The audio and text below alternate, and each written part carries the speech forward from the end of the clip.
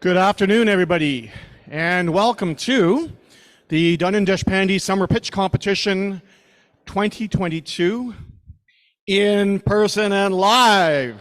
Woo! Okay, so it's hard to believe it's been 3 years since we were last here, and this is a wonderful facility. We got a chance to use it live for a pitch competition exactly once in 2019, but we're back. And I think that's a testament to the tremendous resilience and creativity and talents of everybody involved. And so we're really excited to be kicking this off again. My name is Jim McClellan. If you don't know me, I'm the academic director and co-founder of the Dunin-Deshpande Queen's Innovation Center. I'm also a prof in chemical engineering and cross-appointed to math and stats and to the dance school of drama and music and teach. In fact, I'm going to be teaching some of these people tomorrow morning systems and design thinking as part of the Masters of Management of Innovation Entrepreneurship program in the Smith School of Business. I'd like to begin with a land acknowledgement. So let us acknowledge that Queens is situated on the traditional Anishinaabe and Haudenosaunee territory. We're grateful to be able to live, learn, and play on these lands.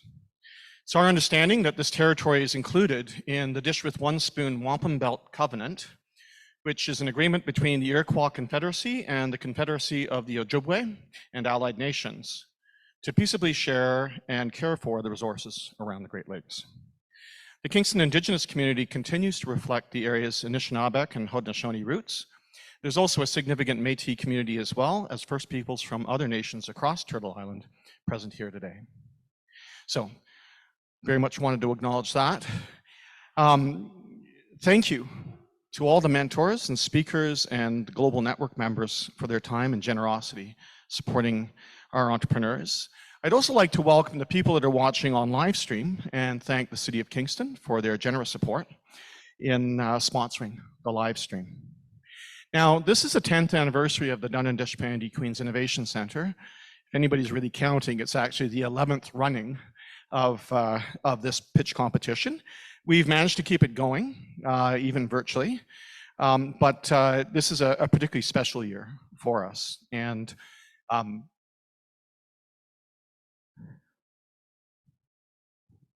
being involved with, sorry, involved from the start. It's certainly been one of the high points of my career to be very much involved in this. And to work with all the wonderful people over the years and see all the wonderful people go through.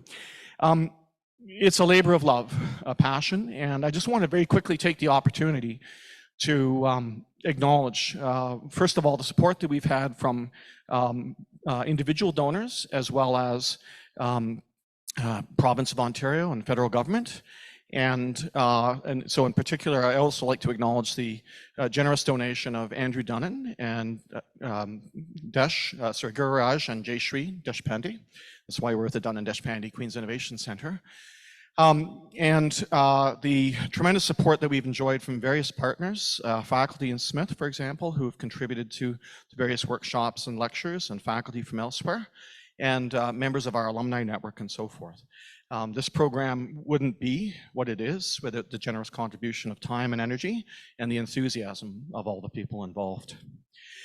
In addition, I'd like to recognize that one of the important design components of the summer program is equality of access, and particularly so that we can have representation from historically underrepresented groups.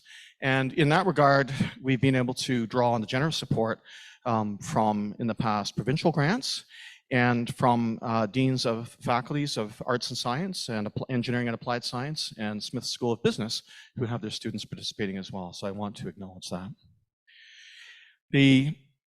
And I will, another important group I'd like to acknowledge is the MasterCard Foundation. And so what you're going to see this year is we have a number of pitches from participants of the Jim Leach MasterCard Foundation. And so we're very excited to be doing this. What you're going to see is that the pitches will be videotaped, and then we'll actually be doing the question and answers live. And this year we have over 1,000 participants in the first phase of the Jim Leach MasterCard Foundation program from across 49 countries. And they did a foundational entrepreneurship training, And it's to develop entrepreneurial capacity in youth in Africa. And then 64 exceptional fellows were selected into the final phase to receive a stipend and incubation to support their business. Another group that I'd like to acknowledge is the Build to Scale Health cohort, which has been implemented with the generous support of FedDev Ontario from the federal government. And so we have ventures in the Build to Scale Health program addressing unmet needs in the health sector, both within the region and beyond. 5 teams participated as part of Build to Scale Health, and 3 have made it to the finals.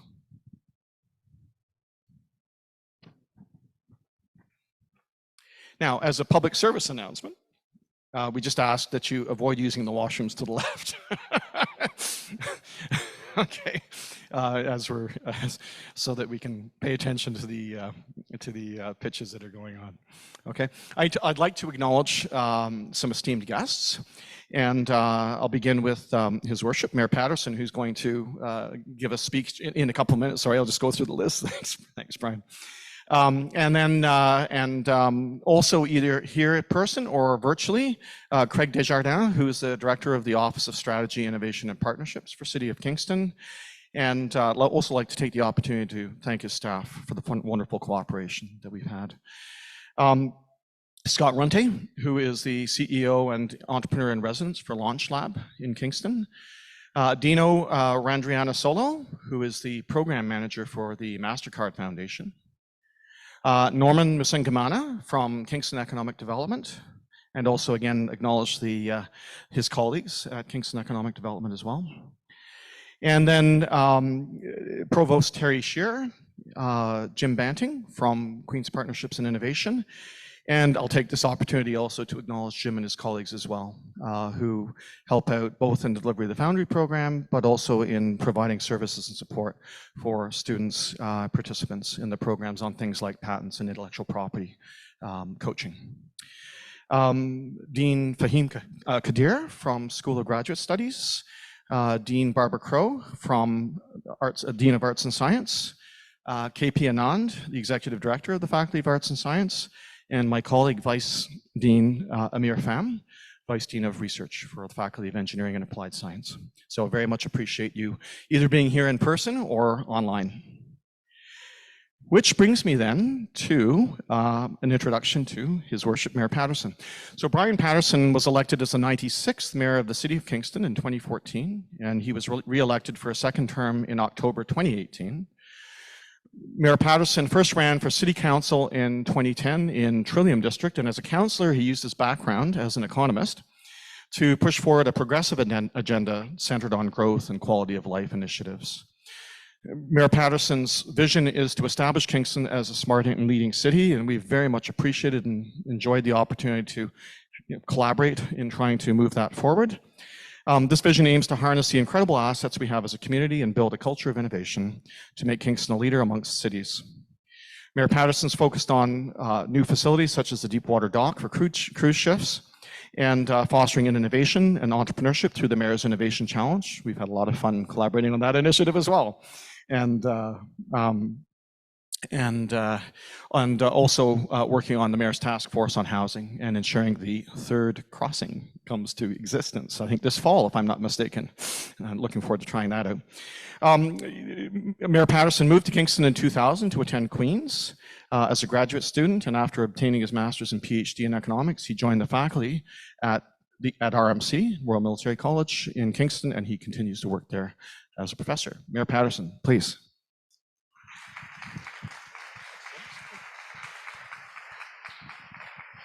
Well, thanks very much, Jim, and good afternoon, everyone. It is so great to be able to join all of you here in person for this year's Dunin-Deshpande Summer Pitch Competition.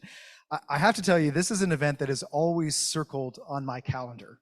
I always try to make it for at least part of the event, and I do it for a couple reasons. First of all, because it's fun.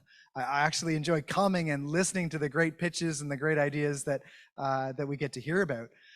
But I also believe in the power and the importance of what today is all about celebrating the power of new ideas and how they can improve the quality of life for citizens, whether they're here in Kingston or across the country or around the world.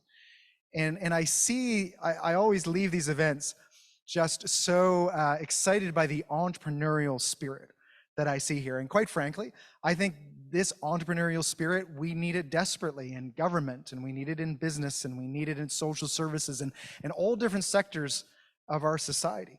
And so I'm excited to be able to see what is going to be pitched today. But more than that, to be able to continue to develop partnerships. And Jim, it's been an absolute pleasure working with you and with your whole team, whether it's with the Mayor's Innovation Challenge and so many other initiatives, to be able to take some of the DNA and the creativity and the innovation entrepreneurial spirit here and really translate it and spread it across our community and beyond. So I'm excited to all the teams that are competing today. Congratulations on all the work to be able to get to this point. I know we're going to see some amazing new ideas. I'm sure the judges, you guys are going to have a tough time today. So looking forward to everything that's going to come this afternoon. But thank you again so much. Congratulations to the whole team putting this together. Looking forward to a great afternoon. Thanks so much.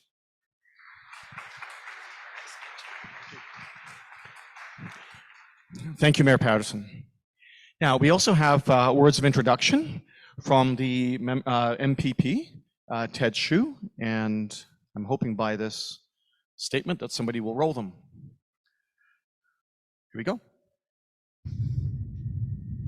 Hi, this is Ted Hsu, Member of Provincial Parliament for Kingston and the Islands. I'm unable to join you today. I very much wish I could be with you. I'm here in my Queen's Park office. I'm going to be giving a speech later today. As a scientist, robotics coach, and somebody who's worked in the capital markets, I'm thrilled by technology and innovation and the human enterprise that's needed to bring these things to fruition. As a member of provincial parliament whose constituents are very much worried about affordability and the cost of living, I know that in the long run, it's productivity growth that can bring down the cost of living, and innovation is one of the ways to achieve productivity growth. I wish best of luck to all the teams in the Dunin-Deshpande Summer Pitch Competition 2022, and I hope that you will continue to be innovators and entrepreneurs for the rest of your lives. Thank you very much. Thank you, Ted. And very much appreciate your comments. And I'll just give a brief overview of Ted's background as well. I actually worked with Ted's father, who was, in fact, actually was head of department when I got hired in chemical engineering. So it goes back that far. So he's a member of provincial parliament for Kingston and the Islands, and he's worked in science as a physicist as well as in finance. He's executive director of SWITCH, Local Sustainable Energy Association, promoting local job creation and green economic growth.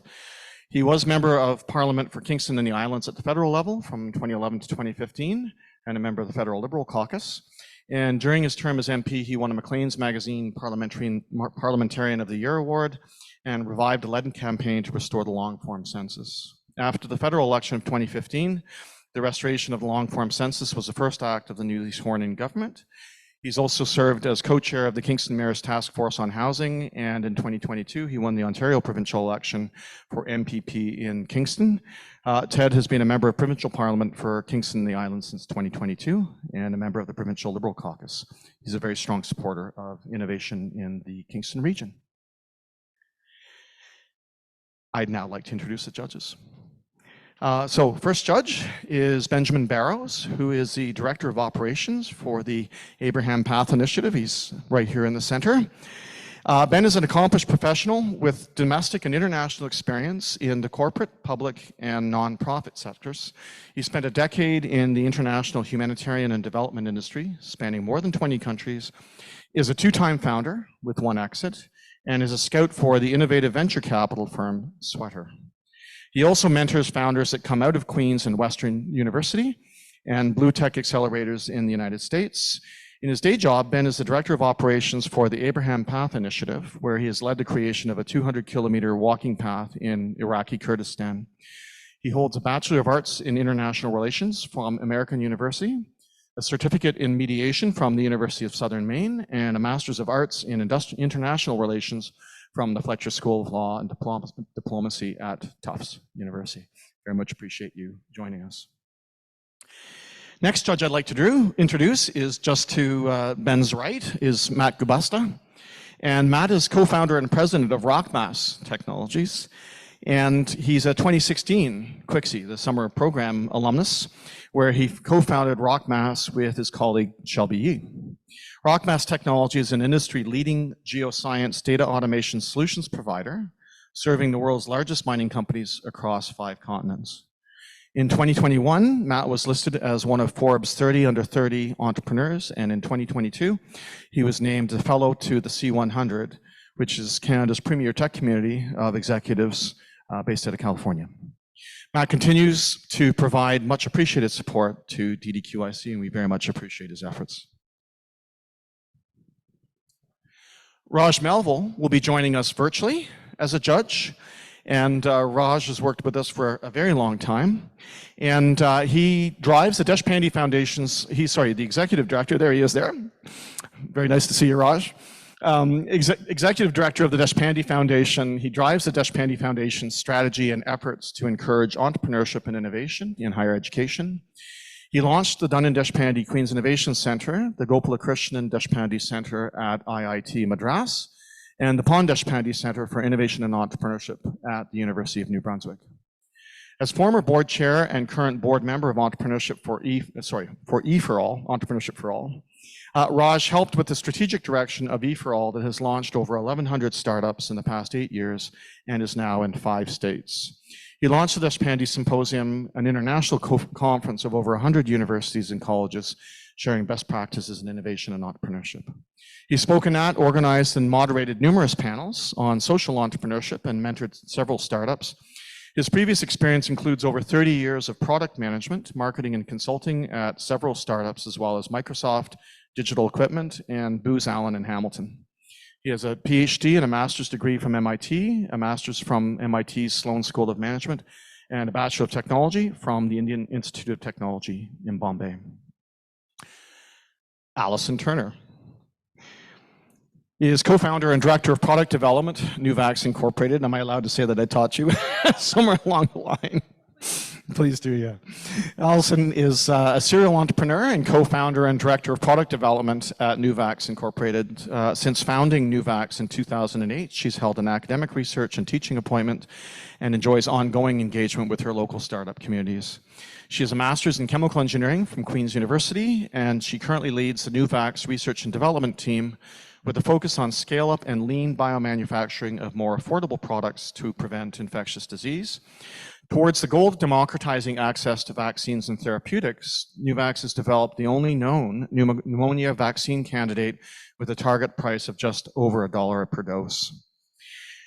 Over the past decade, she and her team have also worked on new lower-cost products for diseases such as Ebola, MERS, yellow fever, COVID-19, and now monkeypox, big announcement, intended for distribution in Canada and worldwide.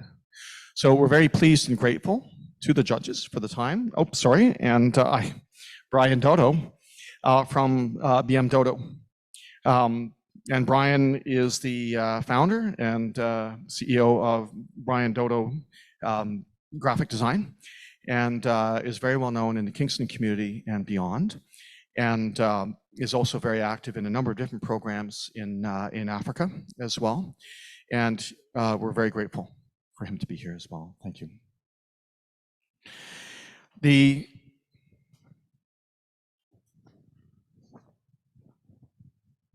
are now going to launch with our, 10th time unlucky.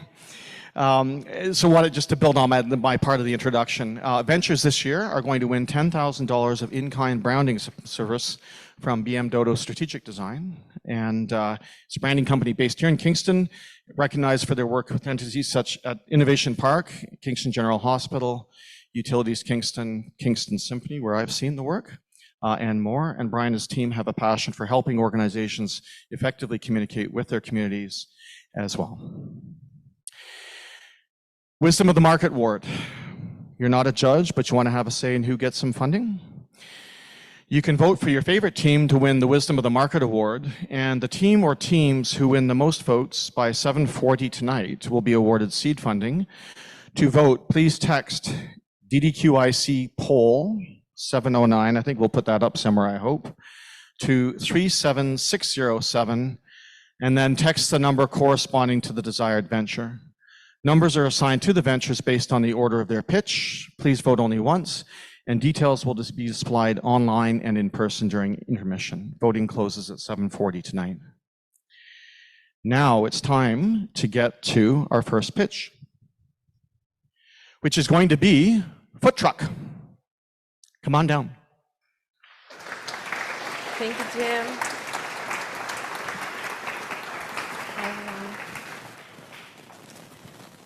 Hello, everyone. Good afternoon. Thank you all for being here.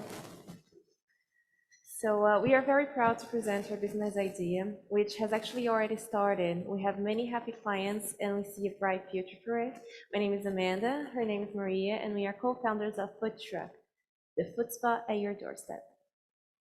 So Maria is a registered practical nurse, and she has many certifications, and one of them is in foot care. She used to work in a clinic here in Kingston where she met Nina, a client of ours. Now I want to tell you a story about Nina. Nina's retired and she doesn't drive. She was telling us one day about how this retired life gets really lonely sometimes and that she hates having to depend on someone else to take her all the time to these medical appointments where she's always treated as a sick patient, as a number. One day she had an ingrown toenail and instead of calling to a clinic to schedule an appointment, she wanted to solve this problem by herself and went down the street to the nail salon.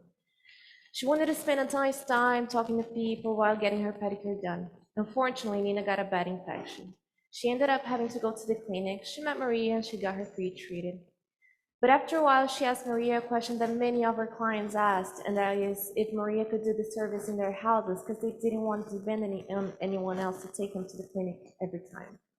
So Maria saw the need. She started doing private in-home foot care here and there. But soon enough, she saw many negative points for her. So first of all, the downtime traveling between clients all the time, which is, by the way, crushes in-home care companies. And second, the downtime getting all the equipment in the car, then in the client's house, and taking it all down back to the car to another client, all this time she was not getting paid for.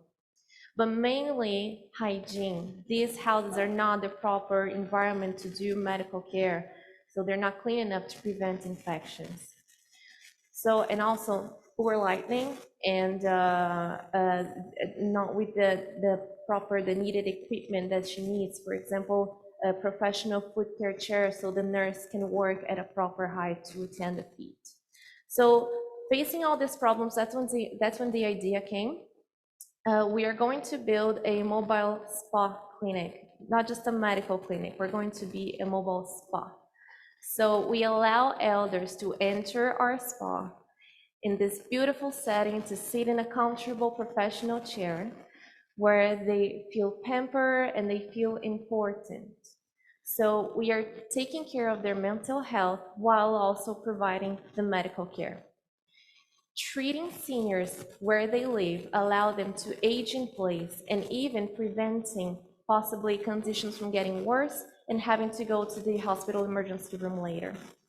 So beyond foot care, we'll do reflexology, pedicure, manicure, we'll sell products and accessories and creams, and we'll take care of their mental health while providing them the medical care. We're also providing the foot care nurse a proper working place environment. So our plan is to build our spa clinic in a trailer where we can bring to concentrated communities of seniors that we can park and sell. So we increase the amount of clients we have per day, and we decrease the gas expense and the downtime traveling. Having a certain place to stay for a period of time, we also increase the marketing exposure directly to our clients, which is the people living in the building and also the people living nearby in the neighborhood. So we can also extend the days we can stay parked in one place. We don't have direct competitors because there are no other mobile spa clinics right now, but we do have some substitute competitors, but none of them have the full package, which is take care of mental health, provide the medical care in a clean aseptic environment. Our target is mostly seniors. In Kingston, we have 22,000 people who are 65 years old or more, 2 million in Ontario, and 7 million across Canada. We also target people with diabetes because they need proper professional foot care done frequently. That is also the case for people with peripheral disease. In Kingston, we have around 50 senior facilities. In Ontario, more than 700 and more than 2,000 all across Canada. So the numbers are there. We know that there's a market. We just want to serve them better. We'll start with $35,000 of startup cost, and that includes with the purchase of the trailer and start to assemble the clinic inside. And we'll start with a one nurse model. And with full capacity, we'll have a $1,300 of profit per month, and that is after the staff gets paid. So one foot care nurse and one part-time coordinator. That is only the profit with the foot care service. So we'll have all of those products that will be set aside, so our profit will be even more. As we grow, we'll have space in the same trailer to bring in 2 new staff that can be also nurses or professional massage therapists or certified hairdresser. And with the increase of our profit, we'll invest in configuring our new corporate structure and all its legal costs. We'll build more trailers and we'll be set to start franchising by year 2. So our timeline looks like this right now. We ask you for the first prize of this Queen's program, so we are able to buy our trailer and start its modifications. The sales marketing will start right after then, and as soon as the trailer gets ready, it will be good to launch our business. So our mission is to provide elders better quality of life, to well-being for them. So we know that we can provide them a better quality of life and their right to age with dignity. So once again, my name is Amanda, her name is Maria. We are co-founders, and also in our team we have Sherry Houston, our business mentor, an amazing entrepreneur and has great experience in franchising her home healthcare company. And we are more than happy to answer any of your questions to know more about our business. Thank you so much. Thank you. Thank you. Judges, please.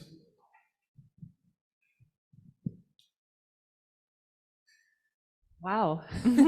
Great job starting the pitch competition, and thank you for that very clear and effective pitch. Great idea. Mobile medicine and care is something that's really personally important to me, and it's a big part of what I do. So great idea.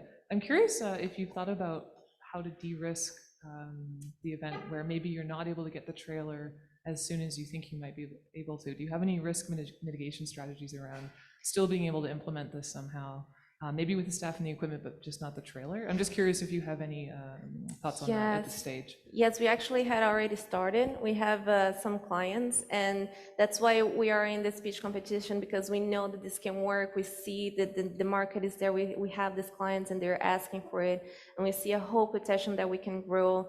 So that idea of letting them age in place and providing their care, so they don't have to have the consequences later, and provide also this side of mental health as well. That's what we want with this business. Yeah, I'd echo the thoughts here that the presentation was wonderful and very smooth. So way to start things off.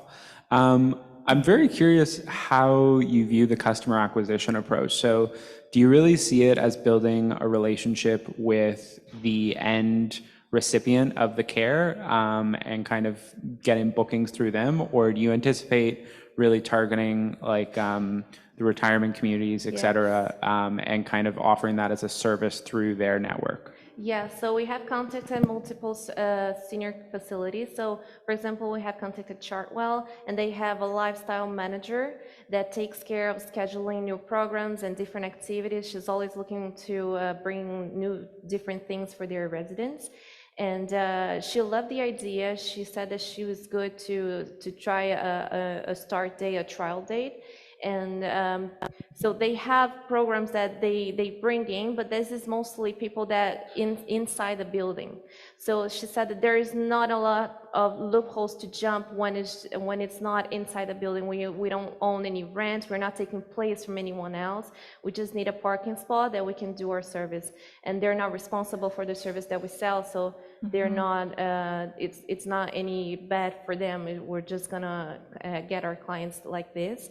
And we know that this target market doesn't reach the internet. The internet would be through their children, for example. We hear a lot of them, they get them a lot through us, through their children. So we plan to do pamphlets and doing through them directly as well.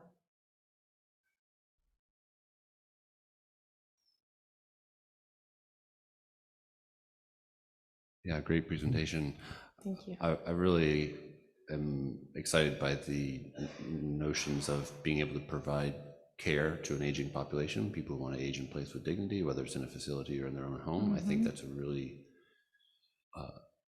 high need market area that's been daunting for innovators and entrepreneurs, so well done. Yes, thank you. Can you tell me a little bit more about the franchise model that you said that you want to get to starting in year 2? Can you build that out a little bit for me? Yeah, so we'll start with a one nurse model with the one truck. And as soon as we grow up, we'll bring in 2 more nurses or any professionals that we can bring in our spa. And we will increase our profit and start doing the configuration to the corporate structure. And as soon as we have more profit, we'll build more trailers and start franchising. Hi, can you hear me? Yes. Hi, this is Raj. So great idea, very innovative solution. Couple of questions. What are some of the licensing requirements, if any? And what are some of the liability issues? So Maria has food care nurse certification. I'm also a palliative care nurse, and I have many others, management in diabetes. I'm still having others programs involved. I'm taking now Own Care Champion. Any nurse can have. I need this to provide more care, and always we are in contact with doctors to have more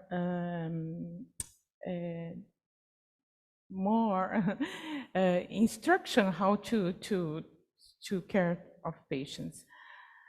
Yeah. But you have like a license. She has a license and she has liability, and she is protected through the food care, association. the association.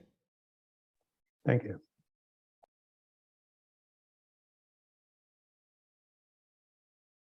I think that's it. Any other questions? Brian, do you have a? Thank you so much for the presentation. I just wanted to ask a question with regards to the name of the business that you've selected. Why the name food truck? So the original idea was to have a truck, like a motor home that we can bring to places, and we can have a bigger place. But the startup cost would be very high for them. So we downgraded for a trailer. And yeah, the food truck was this idea to bring this, to play with the food truck idea to bring to the clients. Thank you. And we are out of time. Thank you very much. Thank you.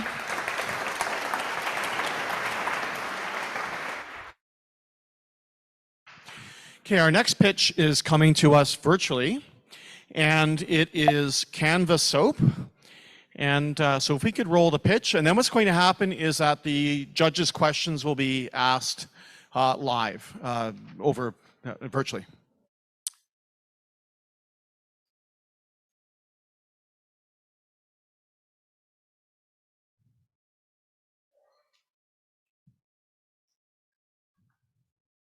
And Canva Soap is one of the Jim Leach MasterCard Foundation teams.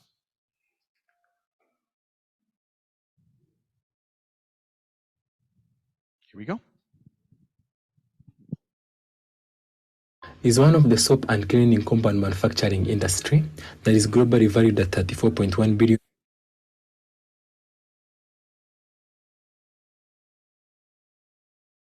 Hi, my name is Armistice Prince and I'm the president of Canva Soap. We deal in the business of manufacturing a mosquito repellent soap on 3 business objectives. One is to create better sanitation and personal hygiene to poor communities. Second is to reduce malaria infections on victimized Ugandans. And thirdly is to create employment opportunities. Before I start, I want to share with you a small story. Kamana is a mother of 7 kids staying in a refugee camp. She says soap is very expensive and she hardly buys one. Therefore, she resorted to using bananas and plant leaves as her soap, despite having an albino child who needs proper personal hygiene. In the same way, Joan is the mother of 4 kids staying in the same refugee camp. She has lost 2 of her children to malaria in a period of only 3 years due to malaria. She says, the UNHCR has not provided enough mosquito nets, which would have saved Joan's kids from being bitten by the mosquitoes. More so, these nets wouldn't have saved the kids when they are out of the bed.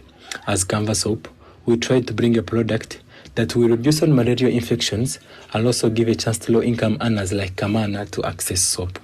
We are trying to solve a problem in Africa where there are over 800,000 Africans dying every year due to poor sanitation and over 30,000 Ugandans dying every year due to malaria. This puts Uganda to a situation where it loses over $177 million to poor sanitation and over $500 million to malaria every year. Canva Soap is one of the soap and cleaning compound manufacturing industry that is globally valued at $34.1 billion and expected to rise up to $93 billion in the next 15 years. We started this project way back in the global coronavirus pandemic when there was a high increased demand of soap products. The traction and impact we have created in the community is that we have supplied to over 100 families with our soap, hence improving the sanitation and preventing malaria. We have owned 2 stock shops and supplied to over other 23 stock shops in different regions of the country. And we have finished the training of over 20 refugees on an idea of manufacturing soap and also the go-to-market strategy. Our value proposition: our products are mosquito repellent and they are affordable to everyone. We give free deliveries, discounts, and commissions to our customers on a timely basis. Our products are multifunctional, i.e. they can be used for both domestic and industrial use. They are scented and they will soften your skin. On our market and competitive analysis, we aim at producing products that are trust and secure since they are locally and potentially produced by the people as our employees, accessible since they are extended to remote areas, convenient, multifunctional, and affordable to our customers. This gives us a comparable rate of success in the market, considering the 2 most vibrant soap producing companies in Uganda. Our current business status is that we are a small-scale home-based production that produces over 40 units daily, and we supply these units to 2 of our stock shops and other 22 suppliers in different regions of the country. And with this, we get over 30 direct customers every day. Our business model is that we target our customers from infrastructure. This can be through signing of tender agreements, contracts, and through investments and partnerships, and also through local natives, through direct sales, wholesales, and retail.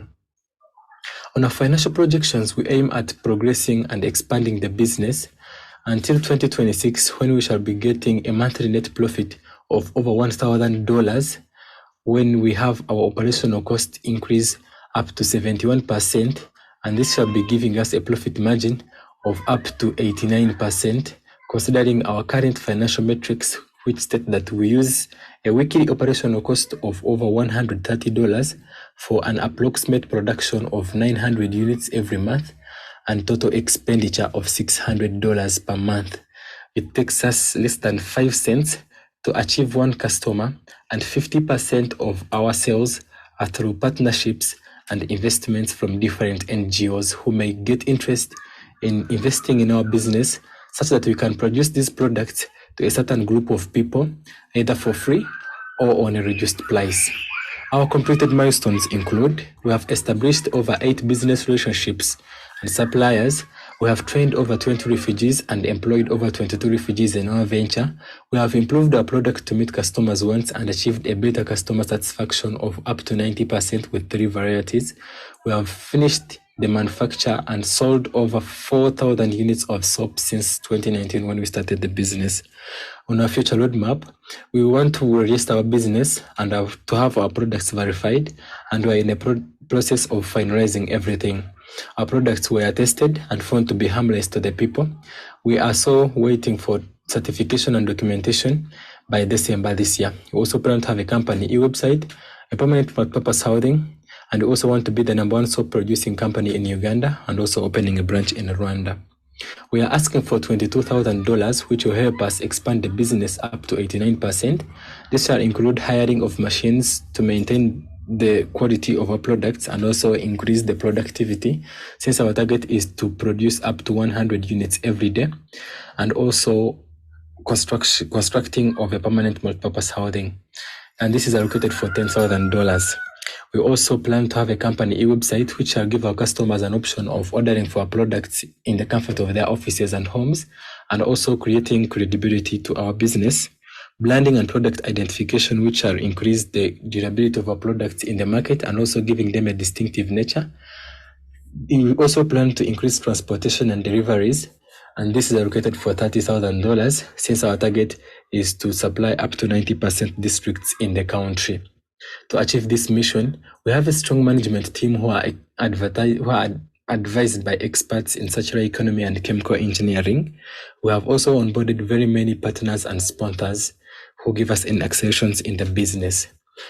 Thank you, and I want to tell you that our products are in all shops and supermarkets near you. You can also contact us to get any deliveries.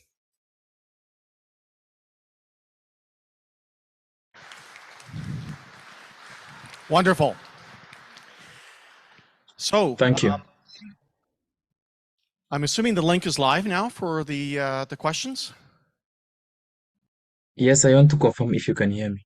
Excellent, thank you. Well, then I will invite the judges to ask questions. Fantastic presentation. Thanks, Archimedes. So I spent some years in the development world and have a lived experience of getting malaria in West Africa. So I would be an enthusiastic user of your product in the future. And we all know that that's a tremendous need. I would like to hear a little bit more from you, please, about the customer that you're targeting, because I heard that you'd like to sell to nonprofits and maybe UN agencies that are distributing soap and other hygiene products, but then you also talk about selling to local stores and directly to what I presume are local individuals. Can you parse that out a bit, please? All right, thank you. Our customers that we're targeting are the people from poor communities, the local people who may be low-income earners. And in this case, our main target are the refugees who are always low-income earners in those communities. So we have different NGOs like the UNHCR who give us some investments so that we can produce these products to the refugees either for free or on a cheap price. And then for retail shops, we supply mainly to the shops located in the refugee camps. Thank you. Next question, please. Okay. Hey, so two kind of very quick questions. One was, and I'm sorry if I missed this in the presentation, but how long have you been in business now? Well, thank you. I've been in business for over 3 years. Okay. Okay. So the second question, I guess, is, you know, I'm curious how much experimentation you guys have done with the business model and kind of how you're approaching working with distributors and customers. The reason I ask that is, you know, your metrics and everything seem very specific, and if you know, if that comes from confidence in being in business over time, that's great. But have you thought about experimenting with different formats in terms of bulk selling, different forms of reaching larger amounts of customers? Yes, our main target of reaching large amounts of customers are to increase our transportation and productivity. Because when we increase our productivity, this is going to give us the chance to extend our products to different parts of the country. So when you have transportation and our products being produced in large quantities daily, we shall extend our products to different parts of the country, and that's how we're going to get a large market. Great. Thank you. Next question, Brian. Yes, thank you. Thank you so much for the presentation. Thoroughly enjoyed that. What I wanted to ask is, you've aimed to target only the refugee communities, and I'm assuming in Uganda, the refugee communities will be actually a very, very small sector of that community. Do you have any plans to expand to the general Ugandan within that particular country?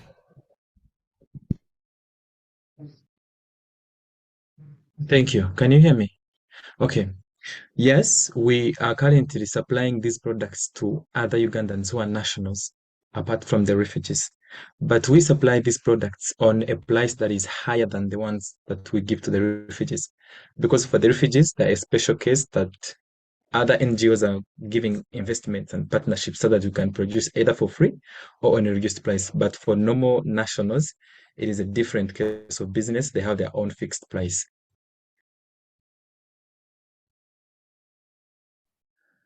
Thank you. Other questions? Hi, this is Raj. Very interesting product. And I looked at your presentation, very ambitious program, ambitious plans to grow in the future. So my question is a couple of things. One is, I know you're currently home-based manufacturing and you've asked for $10,000 to kind of build your manufacturing out. What are your thoughts in terms of scaling up so that you meet your goals? I think you eventually want to be #1 manufacturer in the country. And the other side of that, which is, where are you sourcing the materials, and do you have enough raw material pipeline to scale up? Thank you. We have had the people that supply to us the materials, and they have more than enough. So getting to them is so easily, and telling them that we need maybe enough raw materials that we've been asking is easy for them. So we get these raw materials from them directly. They deliver to our production center. And if you get a multi-purpose housing, it shall be very easy for us to work within within a large area, such that we can have stores to maybe keep our products in a good area where they can have a long gestation period. So a multi-purpose housing can give us a good office work and a large area for our production, and also for these people who are giving us raw materials to deliver to us in time. Thank you. And actually, that's time for questions. So please join me again in a round of applause for Canva Soap. Thank you. Up next, we have Campus Buy, again, coming virtually. So if we could tee up the video for that, and then we'll have questions afterwards.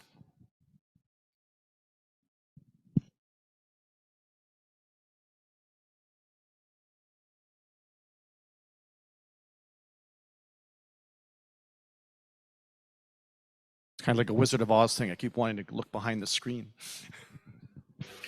Hi, I'm William Simango, co-founder Campus Buy Nigeria Limited. This is our pitch presentation. So what's happening on our campuses? For a few years now, several news agencies have made publications with regards to the socioeconomic issues on Nigerian campuses. So what is really going on? Let's see. Now allow me to introduce you to Ade. Ade is a typical student of Nigerian University. Now, Ade faces difficulties seeking for the right and most affordable back-to-school items and other campus essentials. And also, Ade have fallen victim to fake online vendors on campus while trying to purchase his campus essentials. More so, Ade often faces the issues of prolonged delay in delivery whenever he decides to purchase from large e-commerce shops. And now, Ade is not alone on this, as there are lots of students across 200 plus campuses in Nigeria with similar issues. Now, this has impacted the campus community negatively and thus has motivated us to go on to provide a solution for these problems. Now, Campus Buy is our solution. Campus Buy is an online marketplace that is exclusive to the campus community. It is an end-to-end web store that provides access to unlimited back-to-school items and other student essentials. It enables filtering of listed items by location and allows students to buy, sell, or resell conveniently and safely from within their campuses. The global back-to-school market size is large and estimated at $171 billion per annum. A regional scope shows it is an emerging market in Nigeria and Africa at large, excluding South Africa. Our target market is obviously the student community, with about 70% of students who prefer to shop online as opposed to the other 30%. Our competitors are majorly online vendors, bookshops on campuses, but we have been able to take more value in terms of affordability, unlimited back-to-school items and campus essentials, convenience and safety, as well as quality control.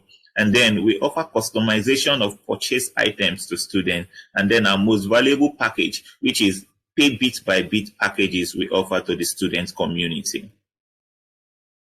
Our business model is centered around sales on Konga and majorly WhatsApp business accounts. We are able to generate revenue from commissions from vendors through dropshipping and also content creation. More so, fees for transaction advertisement and also affiliate marketing.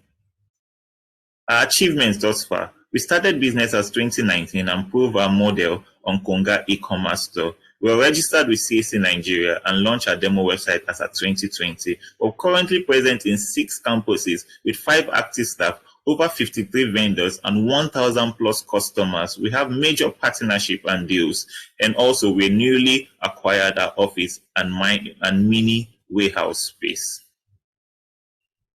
Going forward, by the end of this year, we hope to have upgraded and launched our website. By 2023, we hope to increase our customer base to 2,000 plus and partner with 30 plus campuses. By 2024, we hope to scale nationwide and launch campus buy shops in 10 to 15 major campuses in Nigeria. And by 2025, we hope to launch Campus Pay in collaboration with Campus Buy, partnership with Commercial Bank and Central Bank of Nigeria.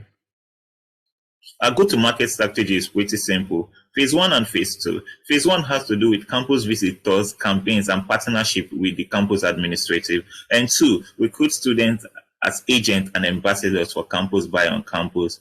While 3, we hope to launch pop-up shop on campuses and go on to scale at Phase 4 and manage student community through social media and digital marketing.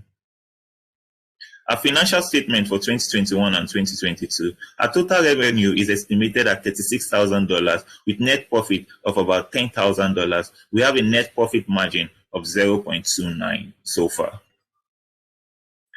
Our upper management team is made up of 3 of us, but though we are 5, so the 3 of us shown here, myself, Williams Emmanuel, who is the co-founder and CEO with 3 years experience with Konga and business administration and management study diploma. Naomi Etoni Dango, who is our brain box in this business. She is our chief operating officer with 5 years experience with Jumia and has a certificate in marketing.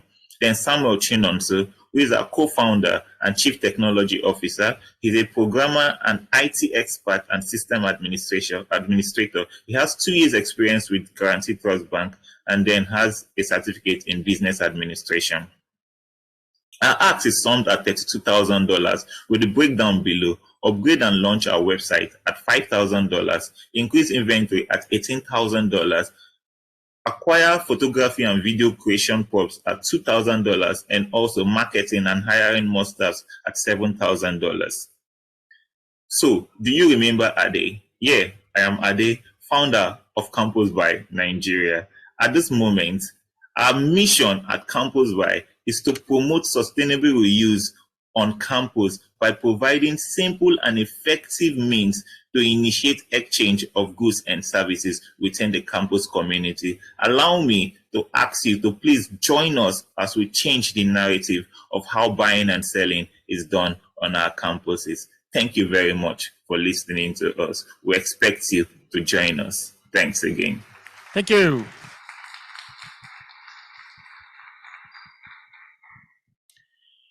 Judges, questions? Wow, again, thank you so much for that great overview. Very ambitious project, and congratulations on the amazing traction that you already have. I'm just curious if you could speak to your supply chain system and how that works in terms of how are you sourcing the materials and how that's been going so far, and if there are any challenges around that, or if that's stable, and if you could speak to that a little bit as well. Thank you so much. Thank you very much. I'm grateful being here. So answering your question, we have created partnership with major marketplace around Nigeria, then just generally around the regions across Nigeria. So usually what we do, we look at the scale, the amount of items students buy the most and place order ahead of time. And then for those other items students do not buy the most, we'll try to place order only when students need them. So it's been very, very smooth. We've not had much challenges, and we're still growing. There are problems we would encounter if we grow beyond what we can supply now. But I think so far, since we have not gone nationwide, we're still working in remote places in just few campuses, we've not had so much issues. But then we're hoping to scale so that we can solve most of these issues that would most likely arise whenever we increases our presence in campuses. And then the scaling up would definitely help us have more resources around in our warehouse so that we don't go out of supply, even when our local producers and distributors have also gone out of supply. But so far, we've not had any issues because our supply, or should I say the demand, is not so high that we cannot meet. Thank you. Next question.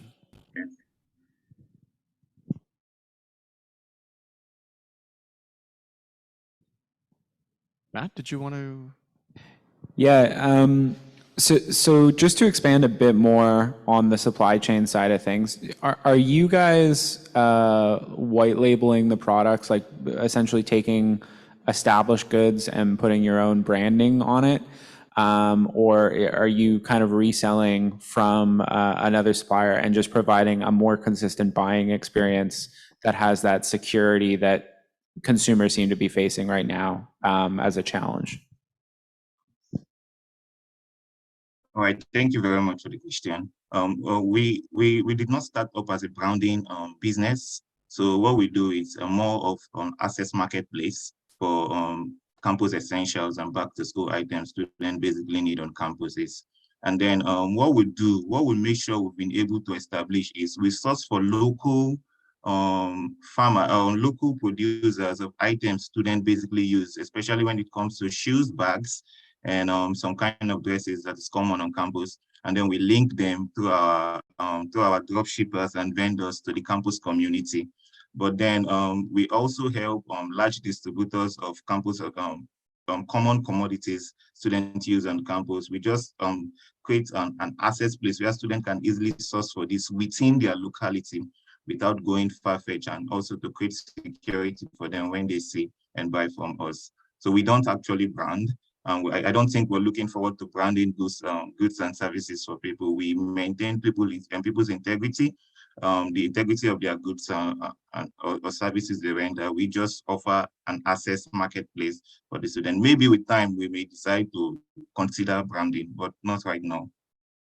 Thank you very much. Thank you. Ben, would you like to go, or Brian? Hi. Hi, Hi. Manuel. This is Raj. Very nice niche that you've carved for yourself. One of the things I thought I heard you say is you want to provide a platform that students not only can buy stuff, but they can resell stuff of their own. What proportion do you see this to be? Like, what percentage of the amount of revenue you have will come from student buying and selling stuff of their own versus selling directly to students? All right. Thank you very much for the question. I would start by saying we actually started as a reseller shop on campus. And then this is because there is a major issues as regards students trying to sell their items when they are graduating from school, or things they no longer find comfortable using again to others who may need them. And the problem is so common among students, even myself. I've had several things stocked in the house, in my campus room, that I've not been able to sell. So the revenue we created, we're able to generate from selling fairly used items on campus, gave us an idea, why not we also sell back to school items that are new for students? And then we gradually shifted from selling old items to start selling new items. And then we proved the model on Konga, on one of the largest e-commerce stores in Nigeria, as of 2019. And it worked. And then we decided to take it out from Konga and start having it on sale on WhatsApp business accounts. So, and the revenue is pretty large. But then since we started doing back to school items, there is some level of competition, but the new things would always sell better than the old things. Well, it's good to know that you tested it out before you moved up. So that's great. Thank you, Raj.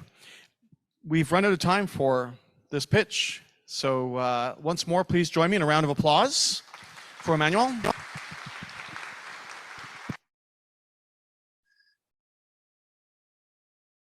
We are now coming up on the last pitch before the intermission, and it is strictly diabetic, another virtual pitch.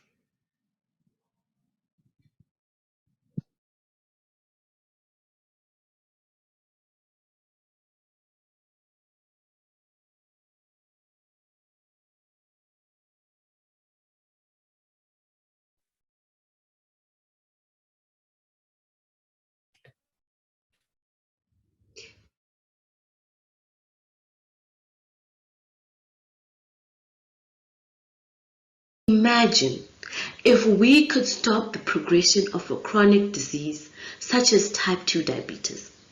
That is what my sister and I did when my mother, who had been diabetic for over 16 years, kept getting worse despite increasing medications and doctor's visits. Diabetes is a major cause of blindness, kidney failure, heart attacks, stroke, and lower limb amputation. Diabetes is increasing. By 2040, 500 million people in the world will be diabetic. 52% of all diabetics develop diabetic-related complications, and 8.7% of the World Health budget is spent on diabetes. It is a progressive and expensive disease, especially in a low-income country like Zimbabwe. Diabetics struggle to maintain healthy blood sugar levels. Just like my mother, Rua, she did not know what foods to eat, what diabetes is, and how it affects her body. And she found it difficult to stick to the recommended diets, which were based on expensive ingredients. This led to the numbness in her feet and the eventual amputation of one of her toes.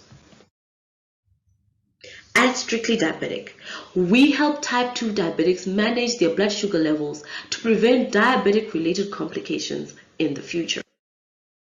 Our services include a tailor-made, one-on-one 28-day program where your case is reviewed by a diabetologist. You receive a recipe book with affordable, locally available ingredients and a diary to record your blood sugar readings, and the support of a trained facilitator throughout the 28 days. This initial program is designed to equip you with all you need to effectively understand your body and the management of diabetes. It includes tips on meals to cook, how to substitute bad carbohydrates with good natural fats, and effective portion control. Sticking with the prescribed diets and lessons is a major part of lifelong success in decreasing the progression of diabetic complications. Our second service is an online community platform. Our basic service plan is free. Yes, free. It enables diabetics to learn and grow together. Our standard service plan is $60 a year.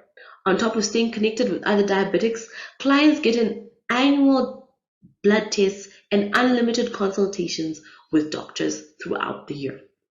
Our premium service plan is $240 a year and includes additional benefits of prescribed medications and treatments. Strictly Diabetic has demonstrated health impact. Here are some of our results from the 28-day program. Before the program, we see readings as high as 22.5 millimoles per liter. After the 28-day program, we see participants fall within the 5 to 7.5 millimoles per liter, which is within healthy blood sugar range. You can see the difference between the blue and orange bars. We increase the quality of life of diabetics. We also decrease the financial burden on clinical service providers such as medical aid schemes and government health departments. 80% of the 463 million people with diabetes today live in low and middle income countries. That is 370 million diabetics. In Zimbabwe, there are over 1.2 million diabetics. Our target market is 1% of the diabetics in Zimbabwe, about 12,631 diabetics. We have a diversified revenue model. We charge a service fee of $4 for our 28-day program and $60 for our standard package and $240 for our premium package on the subscription to our online platform.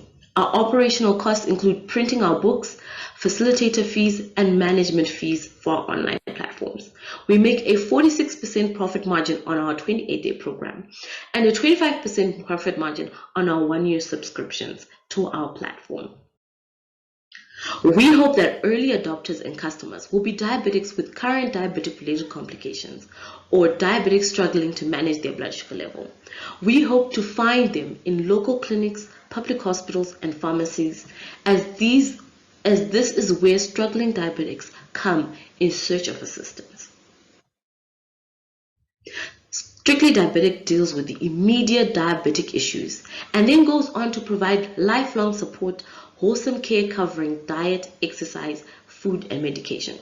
Our strongest competitors either focus on the immediate diabetic issues or some aspects of the long-life support.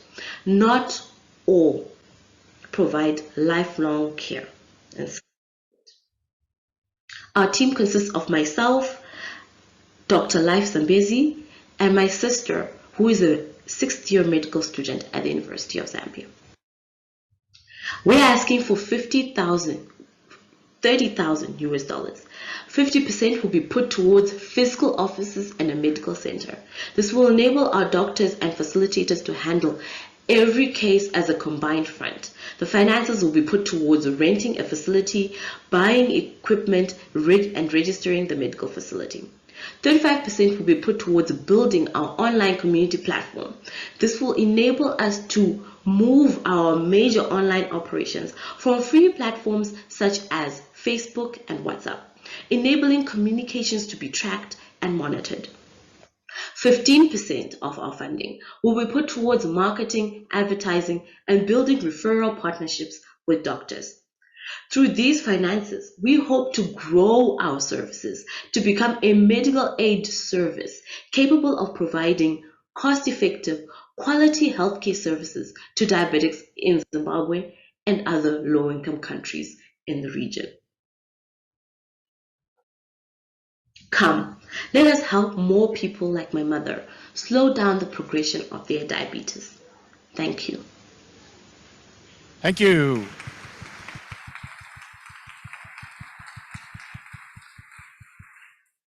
Questions? Thank you for that great pitch. Clearly a global epidemic in terms of type 2 diabetes, so a problem we're all facing. I also have a hard time eating properly, resisting things that are delicious. So on that note, though, this is a very interesting model because it seems like a lot of it could be done online, and so there's the possibility for it to be done remotely. So I'm curious if you could talk a little bit about your potential expansion plans and a way to leverage maybe this system being rolled out elsewhere and allowing the cost to then be dropped locally.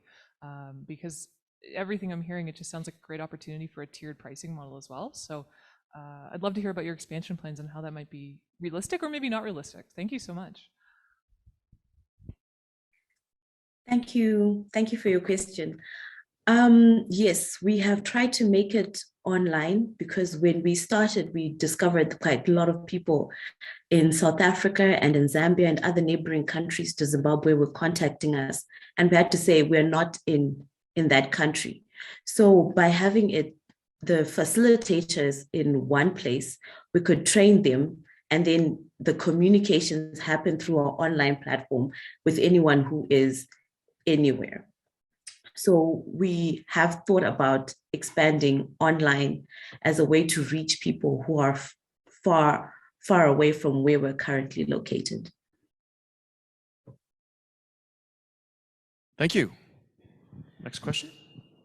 Thank you very much for the pitch. Incredibly thoughtful mission, and I think you guys are going about it in a really exciting way.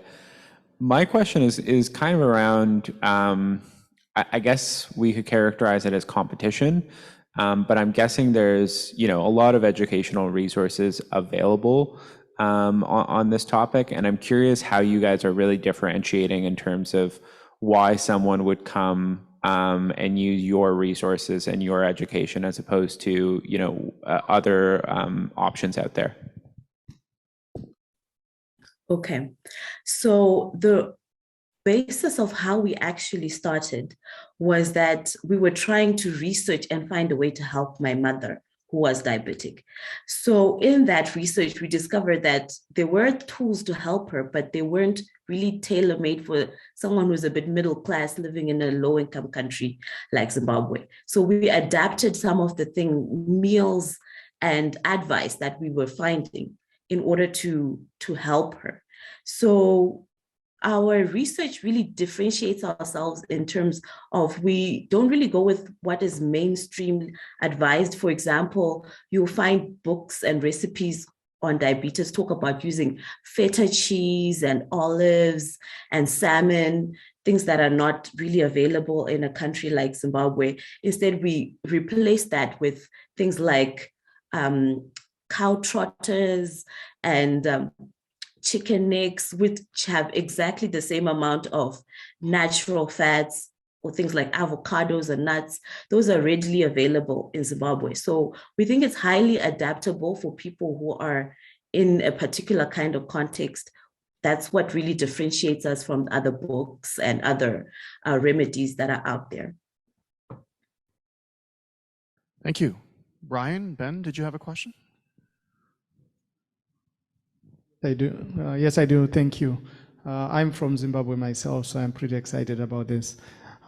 So I just wanted to find out, you mentioned in your statistics that you worked with a lot of people that you were able to see an impact in the work that you guys are doing. How many people did you work with in order to come up with the numbers that you showed on screen? Okay, so at first we were helping people for free. So we were giving them the whole program for free. And this is about a group of about 50 people. And that's where you see the table. It's number 1 in my slides, if they would like to put that up. And we helped those people over a period of about 28 days. And those were the results that we got, that most of them, their blood sugar levels managed to decrease and be within normal range. There were other benefits as well, like some people lost weight, some people were having problems with their feet, no longer had problems with their feet. And in total from the group, there were a few people who decided to drop off. That means that they didn't finish the program. And there were some people who didn't have any changes in their blood sugar levels.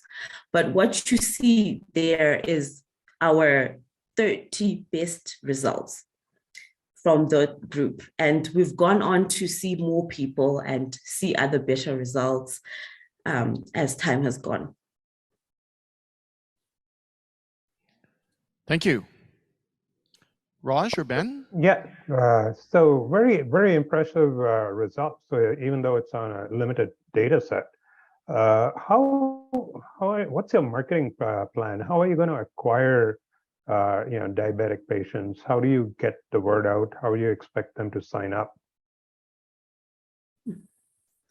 Okay, so our first target market, our go-to market plan, involves us going to clinics and hospitals and pharmacies.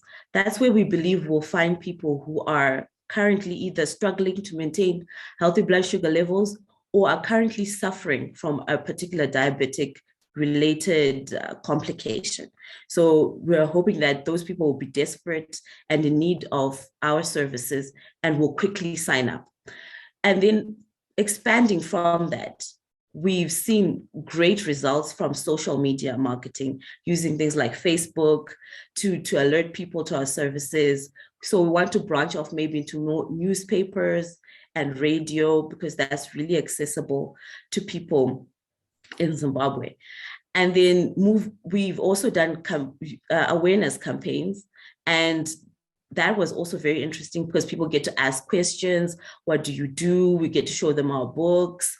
So that's also another tool that we want to use. And then the final tool we would really want to use is to partner with doctors so that as people come who are diabetic and they see them, they can then refer them to us if they need help with managing their blood sugar levels. So that's really from like 1, 2, 3, and 4, our plan in order of marketing, in order of importance, actually. Thank you. We are out of time, although we could squeeze a quick question in. Ben, if you did have one? We're good? Okay, because we have the benefit of an intermission. But first of all, thank you very much for your pitch. Thank you. Thank you.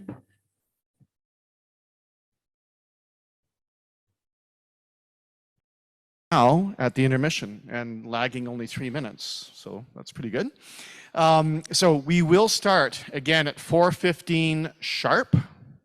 Okay, I believe there's refreshments over there. Yes, Virginia's nodding her head. Yes. Oh, at the back? Sorry, refreshments are at the back. Okay, we will see you and get started again at 4:15. Thank you.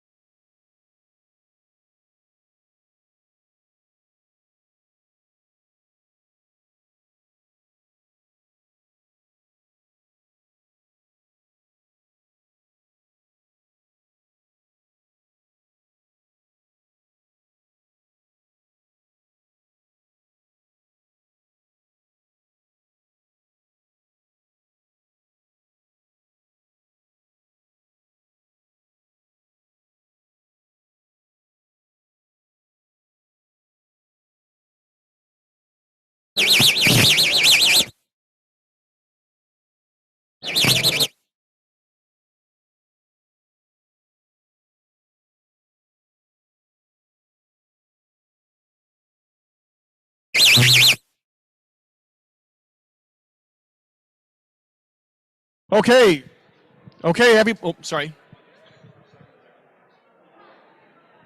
We're good? Sure. Okay, everybody, if you can start moving to your seats.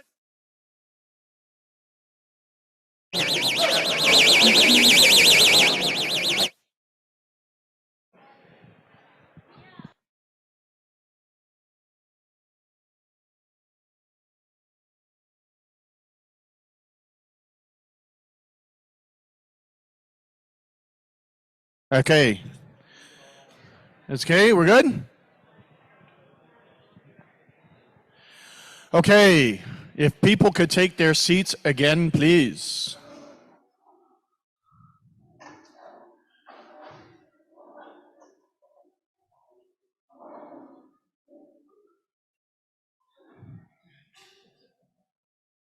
So they're going to do a better job in the second half. Okay, I don't think I'm going to get emotional this time. I'm still, love doing this.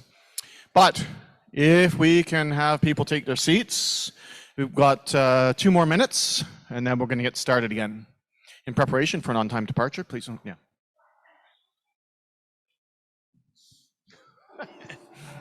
There are 2 exit seats at the back, 2 exit doors at the back, and 2 exit doors at the other side. Washrooms off to my left, your right, not that one.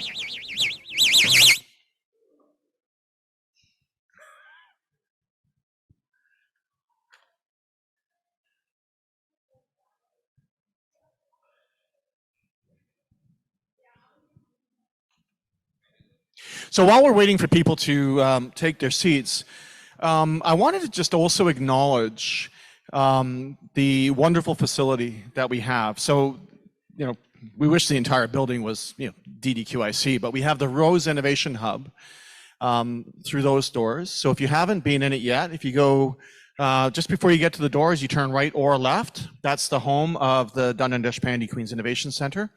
And through the very generous donation of Mike Rose and Sue Riddell Rose, we have that wonderful physical facility. It's got breakout rooms, a makerspace, large event commons. We're too large for it for this group, which is why we're doing this in the atrium.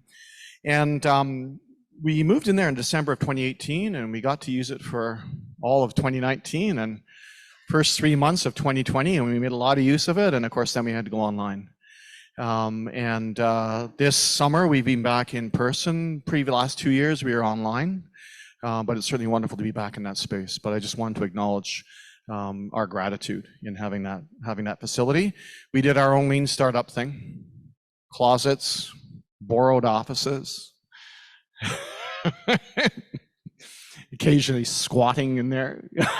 No, nobody's there, let's go in. Anyway,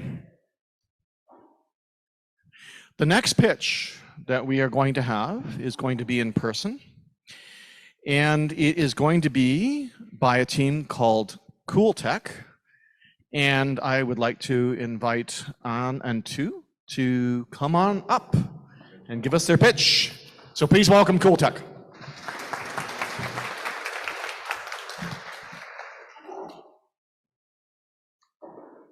Hello, I hope it's work. Yeah.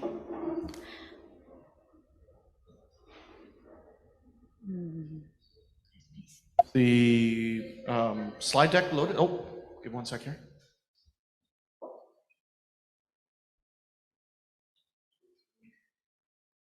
The slides aren't loaded up. Yeah. They're coming? There they go. Thank you.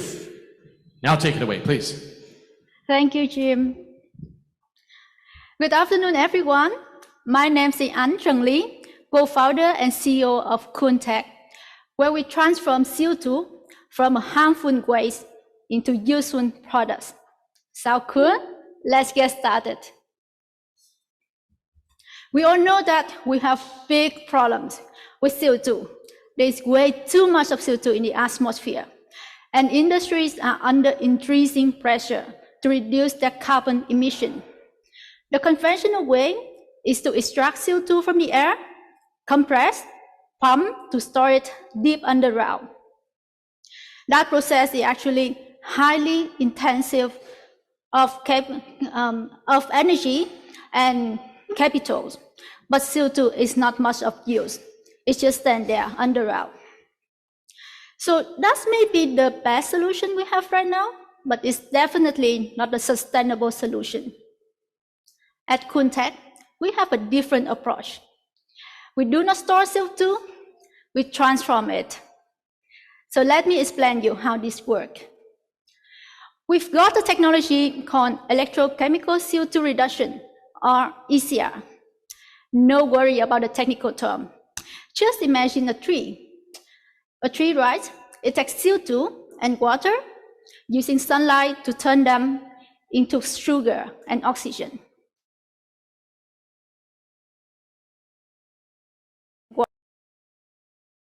Our pattern-bending reaction cell. Instead of using sunlight, we use electricity to break down the CO2 molecule and recombine it with water to create different kinds of hydrocarbons that can be used as fuels or chemicals in many industrial processes. The only byproduct we have is oxygen. Lovely. And we have a world-class research team to make this happen, together with an energetic business team and backed by a highly experienced multi-skilled advisory board. Actually, Professor Cao Thang Dinh is one of the 3 Queen's researchers most cited globally in 2021. He also has 15 years in developing this ECR technology.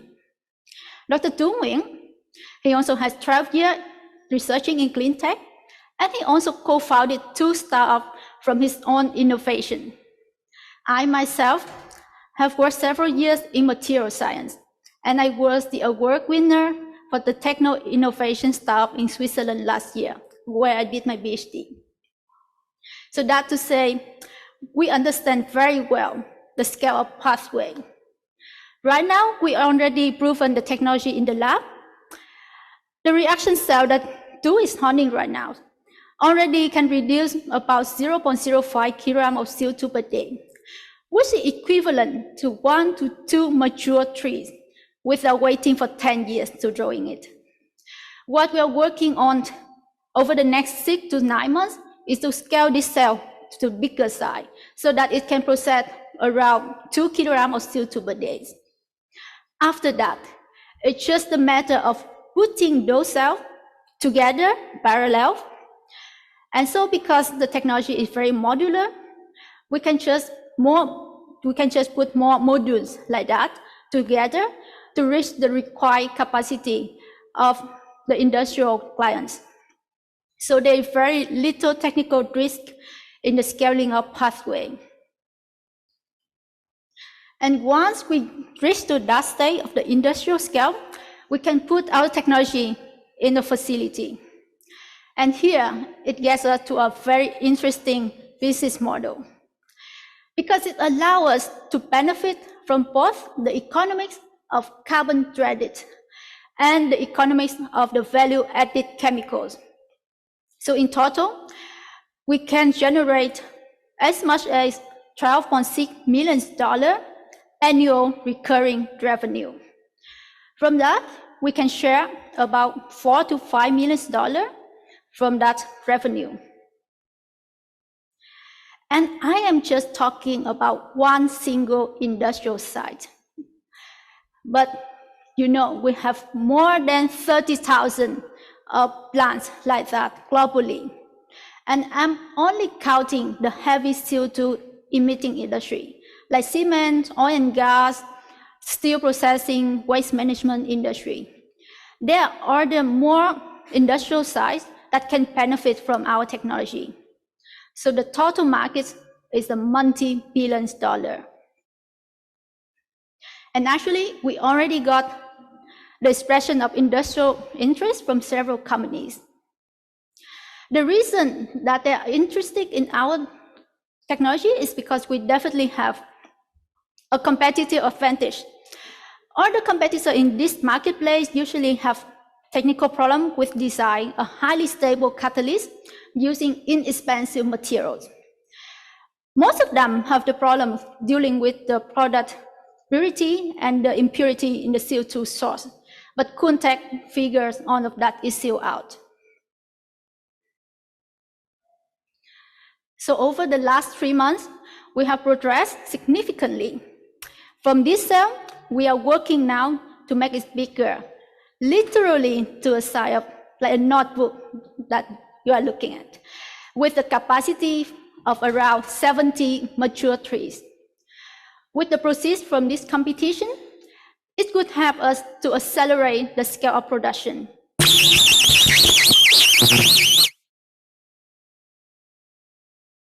Further secure and protect our intellectual property, and to complete our business plan to start engaging with the investor and continue with our current industrial partner.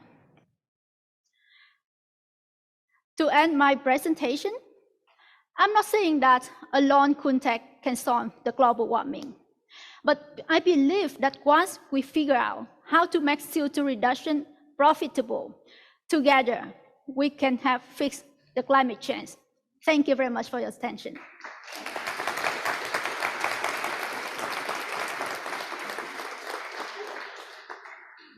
Thank you. Judges, Ben, would you like to lead? Or somebody else? No. Oh, that's right. Yeah. Okay, my apologies. Matt. I'll provide a secondary thought. Thank you so much for your presentation. That was very well done and very thoughtful. I'm curious if you could talk a bit about the pilot, like getting a pilot and preliminary prototype to be trialed, and if you've thought about what that journey is going to look like at all, and if you have a target in mind. So excuse me, your question is what we plan to scaling up? And not even scaling up, just in terms of using your prototype or a future developed prototype in the hands of a customer or an end user. Like, how do you envision actually going about that? Thank you for asking these very important questions. So I would like to go back a few slides to where we said about the scale up. So as we show in here, our technology is very modular. So we can scale up to any scale that we want in this industry. And when we add the industrial scale, we can just put our system to the existing industrial plant without significant modification of the infrastructure. So you can see that we are like a drop-in technology. First, we just get in, we try maybe reduce 1% of the CO2 emissions, and then gradually we'll increase the capacity. Because this is the modular technology, so we can scale up after that. I hope that answers your questions. Other questions? Yeah. Hi, so this is Raj. Let's go ahead. Hi. Hi. So very interesting technology, and if I understand your revenue model, it looks like you're going to generate revenue from the byproducts and then share it with the company that is going to install the equipment. So my question is, to get to that point, you still need to build something. And how do you intend to raise the capital that you will need to build that thing before you can actually turn the revenue over? Mm-hmm. Thank you very much for your question, Raj. We have already talked about that, and our team actually have prepared a list of competition and funding resources that related to clean tech to apply to, so that we can funding ourselves, prepare the financial source for ourselves to go up to that industrial scale. But before that, we also have contacted some place like KPM Accelerate and the RIN Center of Canada, and they have the facility at least similar to the industrial condition, so that we can test our product. And for the research, we are currently relying on the national research funding. But of course, at around the pilot scale, we would need like a strategic industrial partner to help us, maybe in licensing or co-innovating the technology, so that we don't need to spend a huge capital on scaling up. I hope this answers your question. Thank you. Next question. So great pitch, great tech, very exciting. Great way to work on addressing climate change. A quick question on the IP side. What's the status there? Is this something that you own solely, or is this shared at the moment? How far along are you in IP development? And then a second follow-up, how much better is this tech actually than carbon sequestration? Do you have some data? Do you have some hard numbers in terms of the life cycle analysis? You've got water use with this approach. I'd love to hear a little bit about that too. So just quick question about the IP, and then secondly, how does it really shake down actually in terms of the numbers compared to sequestration? Thank you. Thank you. Currently, we already have filed our provisional patent on the catalyst that we use for the cell. And your second question is? Right, so how much better is this for the environment in terms of some data or some numbers from studies? How far along are you in terms of determining the life cycle analysis of this tech versus sort of state of the art? Okay, I would like to show you this slide that we prepared. So I believe that too, who is responsible for developing this technology, can answer you better. Yeah, great questions. So I want to highlight here why our technology is so good. So for other current technologies, what you need to do before you fit the CO2 into the electrolyzers, you need to capture it from the air or from the emission source. You have to go through several steps to release the CO2 again, and then compress it, and then you can use it. So for us, we don't need all of those steps. We bypass all of those steps, and then we just go straight from the CO2 capture unit, and we fit that into our electrolyzer. With our patent pending catalyst, we can also make the same product as the other case. So this is a very efficient in terms of energy and capital technologies. Thank you. That's the time we have for questions. Thank you. Thank you very much.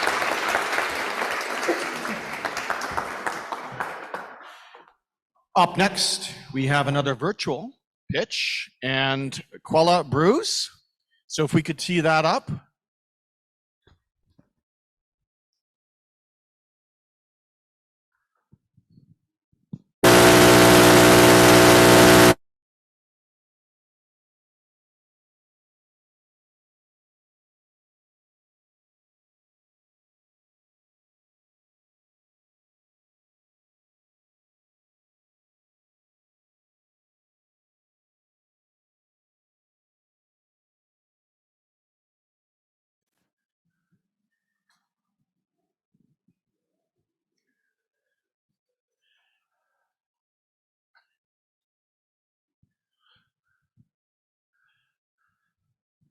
This is what in the iron ring ceremony for engineers they'll say is the perversity of inanimate things that will break your heart and, I don't know, do all sorts of other things.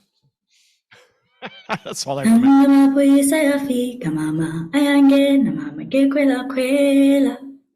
This is a song reminiscent of a time when children would warn women in their community that the police have arrived to raid their homes for home-brewed traditional African beer. Hi, we are Coela Bruce, and we want to repair the meaning of the word Kwela, restore the dignity of home brewers, and reform the social position of traditional African beer. The brewing of traditional African beer is indigenous knowledge that has been passed down through generations of African women. Primarily made with sorghum, millet, and maize, it has been an important part of the diet in sub-Saharan Africa for centuries. But under British colonial rule and later the apartheid regime, it was illegal for Africans to consume alcohol. With jobs in the cities reserved for men, women who could not find jobs used their skill to brew traditional African beer as a means of income. These women were regularly subjected to police raids and arrests. In those conditions, Some brewers resorted to brewing toxic variants which were quicker and cheaper to prepare. These variants still exist today. To overcome them, the South African government amended the law to strictly define the ingredients used and the handling of the product. With this background in mind, we centered our focus around the home brewer and learned that the home brewer faces the following problems. 1. Challenges with efficiency, which for some makes the brewing of the toxic variants more attractive. 2. Hygiene control, which may affect the quality of their beer. And 3. They experience an inconsistent demand as their only customers are the people in their immediate low-income community. So we asked, how might we support home brewers of traditional African beer to produce the customarily nutritious beverage safely, efficiently, and profitably? Coela Bruce aims to provide home brewers with ingredients and equipment to maximize their efficiency, lab testing to ensure that their brew is safe for consumption, and a stable customer base through the marketing and distribution of their product. You may ask, why does this matter now? Well, according to the latest official reports, Black African women are still the most vulnerable population group when it comes to unemployment in South Africa. Here's where our opportunity for change lies. The market for commercial homebrewed beer was valued at $350 million in 2020. We focus on the beachhead market of around 12,000 homebrewers who brew the authentic African beer in urban communities. Our homebrewers are African women who often do not have any formal education but have the skill of brewing the indigenous beverage. Our ideal outlets are restaurants, events, markets, and cultural heritage tourism companies where consumers would appreciate indigenous cuisine and artisanal beverages such as craft beer. During Africa Month, we tested the market in partnership with a local jazz events company. A diverse group of attendees got the opportunity to taste Mamqhinebe's brew, our local home brewer. They were intrigued, and some even enjoyed multiple servings. Our journey began with just an idea which won the Social Innovation Prize in October 2021. This has given us the resources to develop a well-informed solution. So how would the homebrewers' journey with us look like? Our community relations team connects with them in person to tell them about our offering. If they're interested, we ask them to prepare a test batch which gets analyzed in a lab to ensure that it is safe for consumption. Once this is cleared, they become a Kwela Bruce supplier. They join a group of other skilled home brewers who have birthed sub-brands in the Kwela Bruce family, giving them access to more customers. They're supplied with ingredients and equipment at an affordable price and are paid for each batch at a competitive rate. Other options they might consider, apart from brewing and selling independently, involve retailing low-cost clear beer or factory-produced traditional African beer. Not only do we offer them a greater customer reach, but we also offer a greater profit margin. We connect with our outlets through our sales team. We offer them something that they cannot get anywhere else: authentic African beer from its indigenous knowledge holders. We also enhance their customers' experiences through tastings, artisanal serving dishes, and for tourists, visits to homebrewers. Here we also offer competitive profit margin compared to serving clear craft beer from a popular craft brewery. Our enthusiastic team includes students and recent graduates in engineering and social sciences. We are passionate about using our skills to reduce systemic inequalities. We stand on the shoulders of these giants who help inform our solution through their rich experience in brewing, engineering, and law. With the strategy of testing the value and growth hypotheses, we plan to pilot our solution in year 1 with a focus on Stellenbosch and Cape Town. Our R&D efforts will be focused on improving manufacturing equipment and producing suitable kegs. Year 2 will be focused on growing in the Cape region, with our R&D efforts focused on basic quality testing tools for home brewers and small-scale packaging for individual customers. From year 3, we want to pilot in 2 more tourist hubs in the country, with research focused on the range of ingredients for our growing number of diverse home brewers. Once our value and growth prospects are proven, we will begin with our equity funding round. We ask for $20,000, which will allow us to become cash flow positive in year 2, by 1, allowing us to develop the basic resources for our home brewers and outlets to efficiently work with us, and 2, allowing us to establish strong partnerships which will put our home brewers on the map of cultural heritage tourism and beer tourism. We hope that you will, Kwela, get on board with this people-centered systems justice solution. Thank you.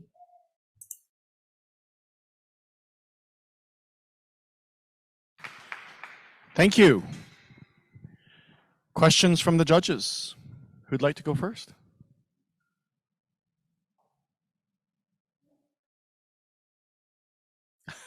Ben.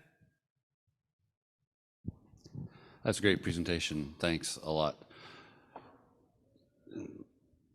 Thank you.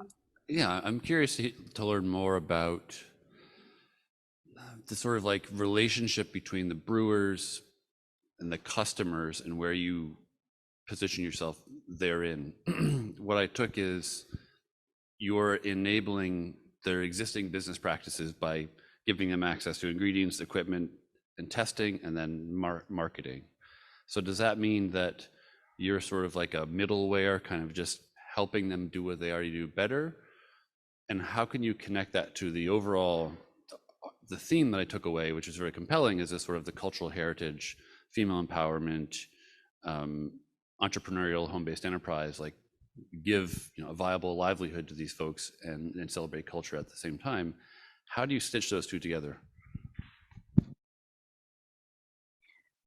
So for our home brewers currently, since they're situated in low-income areas, their only customers are the people in their immediate communities. So this means that they can't pay as much for traditional African beer as we can sell on their behalf at markets, restaurants, and to tourists. So the initial idea was to improve their current manufacturing practices, but then when we met them and learned more, we also learned that they also experience inconsistent demand from the customers that they currently have. And so this is where it becomes important to connect them with restaurants and a larger customer base. And so when we do that, we have to also make the product look better. And we also have to make sure that the product is safe for consumption, which is something that they don't have access to currently, given their limited resources. So this is how we help them. And the exciting thing is that restaurants in towns and in access traditional African beer from its indigenous knowledge holders, because currently they don't have that on their menus. You can only find it when you go to the township, or if you go to a wedding, an African wedding, funeral, because it's customary to brew it for those events. Next, please. Great. So very neat product. I wish I could try it. I am glad you touched on this concept of it being safe for consumption. My background is making pharmaceuticals and vaccines, so I understand the quality control and quality assurance aspect very, very deeply, maybe more deeply than I want to. And for food, I'm curious, is this a service that through your venture you would be taking care of for the individual producers? Would you be overseeing the lab tests and making sure they happen periodically as they need to? Are you the one taking on that liability? And what comes with that? How does that work in terms of really just giving the product that approval, if you will, for consumption? Yes, thank you for that. I'm also a chemical engineering student, and I'm working with biopharmaceuticals. So it's very important to me. So currently, the only quality test that we'd be focusing on is methanol poisoning, because that's the main concern when it comes to brewing traditional African beer. And we would do it ourselves periodically. So each quarter, we would take a sample and test on that. But what we also understand is when they start with equipment that is well cleaned and they follow the best practices which have been passed down from generation to generation because it's indigenous knowledge. We know that the microorganisms in there will outcompete the pathogenic ones. And so it will generally be safe when it is prepared in a good hygiene.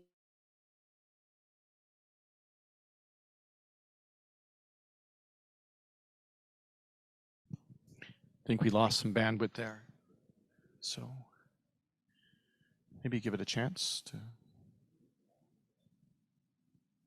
maybe just freeze it at 120. Okay. Oh, you think so? Okay. So let's just give it a minute. We'll freeze the clock on questions. Just because we may be switching to audio because of bandwidth. Okay. It's pretty remarkable we can do this at all. So, and you know, if there's a silver lining from the pandemic, it's that we learned how to do it that much more.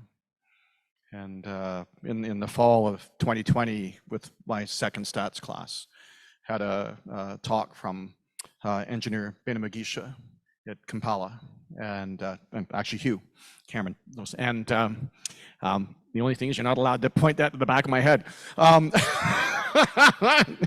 It's like when you go to the gas station.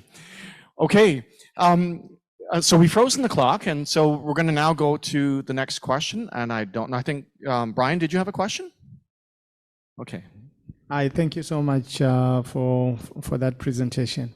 I noticed you're going to be dealing with a lot of home brewers, like you've said, to help them increase and improve their businesses. And I've noticed on your slide there that you said branding was going to be something you would want to also get done. How are you going to make sure that each and every individual home brewer you're working with gets to own their brand within your situation? So when we onboard them, we name their brew after them, and it's also part of our cultural heritage. It is commonly known that so-and-so's brew is going to have a certain taste profile compared to another one's. And so we will have Mam Krinebe's brew, Magaba's brew, as you saw on that slide.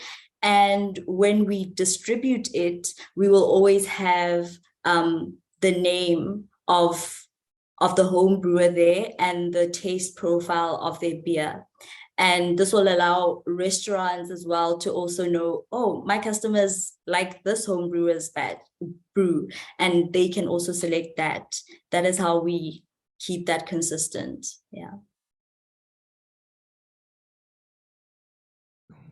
Any other questions? Time for one other quick question. Matt, do you want to? Pardon? Oh, Raj, did you have a quick question? Sure. How are you going to manage bottling and distribution? Okay, so on this one, we are going to focus on bulk packaging, because the shelf life of traditional African beer is very short. It's about 4 days. And this is because it is sold in its fermenting state. So this means that it wouldn't be feasible to bottle it and sell it in that way. And so each brew will always be fresh in that sense. And that's also our unique selling point. Thank you. Okay, please join me in thanking Thank you. Coela Brew for the pitch. Thank you. Okay, up next we have Veras. Will be in person.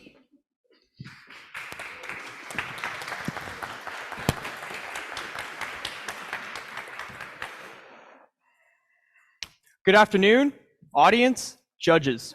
We are Veras, and today we're here to present to you our automated medical billing system.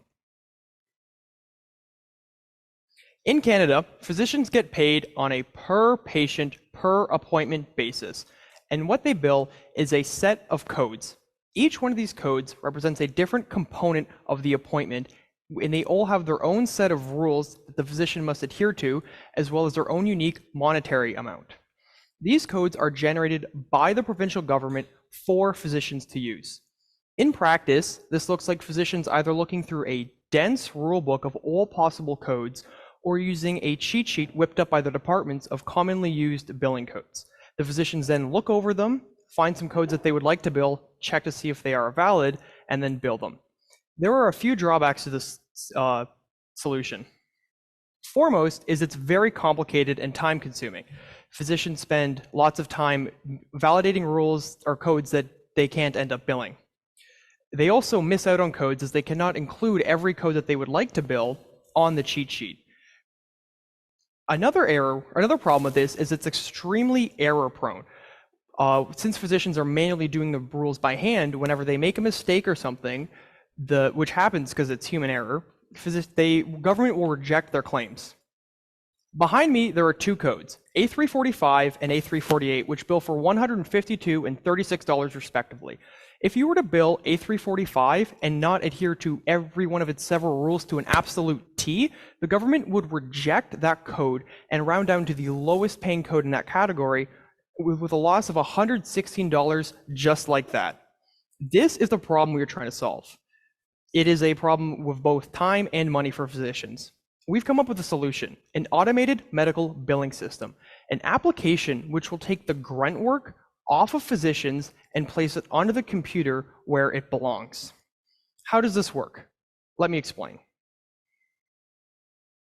As is the case now, physicians will see patients and take notes. Then after the appointment, at the end of the day, whenever they want to do their billing, they will log onto the VIRUS application, answer a few questions, and click submit. The moment they click submit, their work is done and we handle the rest. Our HIPAA compliant database holds all the relevant patient data and analyzes it to return the highest paying set of valid billing codes instantaneously with 100% accuracy. Now, if I were you, I'd be thinking, okay, who are these kids and why are they going on about medical billing codes? These two are definitely way too young to be doctors. What's up here? So let me put some faith in our team and introduce ourselves. I'm Adam Clark. I'm a computer science student at Queen's University and I'm a co-founder with VIRUS. I'm currently in charge of technology and design with the company. I'm also a computer science student at co-founder at VIRUS. I'm responsible for business and data security. We also have a third co-founder, Fabio, with a radiation oncologist at KGH, associate professor at Queen's, innovator and researcher for AI and medicine. Fabio is in charge of our medical inquiries. He also lives the medical billing problem on a daily basis. Now, before we get on to our market, I have a personal goal for you. I want you to keep in mind that we're not adding any costs to the provincial government. These codes were designed by them for physicians to use. We're just enabling doctors to earn what they work for. Canada has over 90,000 physicians, who on average make $354,000 a year. About $30 billion are billed annually. We estimate there is up to 13% of loss in revenue due to billing inefficiency, meaning that optimized billing could be adding up to $13 to $3 billion a year to the market. Our customers, our system is aiming to cover that 13%, making our customers earn an extra $35,000 a year. Now, I don't know about you guys, audience, but I could definitely use an extra $35K a year. Although there are no huge players dominating this industry, we're not the first to the game. MD Billing, Dr. Billing, Clinicate are the three most relevant companies in this field. Together, they hold up about 17% of the market, leaving the other 83% of physicians as potential customers to our company. And I also think it's very important to note that none of these companies have specific capabilities like VIRUS does. Instead of instantly returning the highest paying set of billing codes, they work more as an assistant that's going to help you, physician in the audience, choose a billing code while also keeping track of your patient records. Progress and results are what drive our team here at VIRUS. We came from nothing in May, and now we have a fully working product in August, and that's definitely something we take a lot of pride in. Along the way, we've made incredible connections and had amazing opportunities, like pitching our company to the Minister of Innovation, working with the Google Cloud team and the Center for Advanced Computing, who both helped us become HIPAA compliant. But now, I know what you're thinking. This sounds very cool and all that, but what about clients? Has anyone shown any interest? And my answer to you is yes, 100%. The Radiation Oncology Department at KGH consisting of 15 physicians, agreed to test our product this month. Our business model is a B2B. Physicians are not actually our customers, but rather their departments are. Traditionally, a department has anything from 15 to 35 physicians on average, with small departments billing around $400,000 a month. If we signed on 4 medium-sized departments, that would already be a revenue of over $1 million a year. Today, we ask you for the first place in this competition and the grand prize of $30,000. Please join us on our mission of making healthcare faster, smoother, and less stressful to those who save our lives every day, the physicians. This money would allow us to invest in marketing to further extend our reach and message, while also investing in development and cybersecurity. Thank you very much. Does anyone have any questions, comments, or concerns?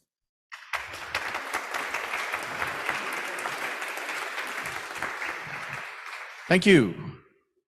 Who has a question? Raj, would you like to go first? Sure. So how does the codes get generated? Are you all analyzing the doctor's notes doing it, or is there some other trick that you have up your sleeve? So the physician will log on to our application and we ask them a few questions. The factors that determine which codes can be billed are usually the frequency of billing codes, as well as certain things that happen in the appointment. So we just ask physicians for all of the relevant information. So this will at most be 10 questions. After they answer those 10 questions, we use the value from those input fields to basically analyze which codes are valid, and then we just return the ones that pay the most that are compatible with each other. Does that answer your question? Yep, thanks.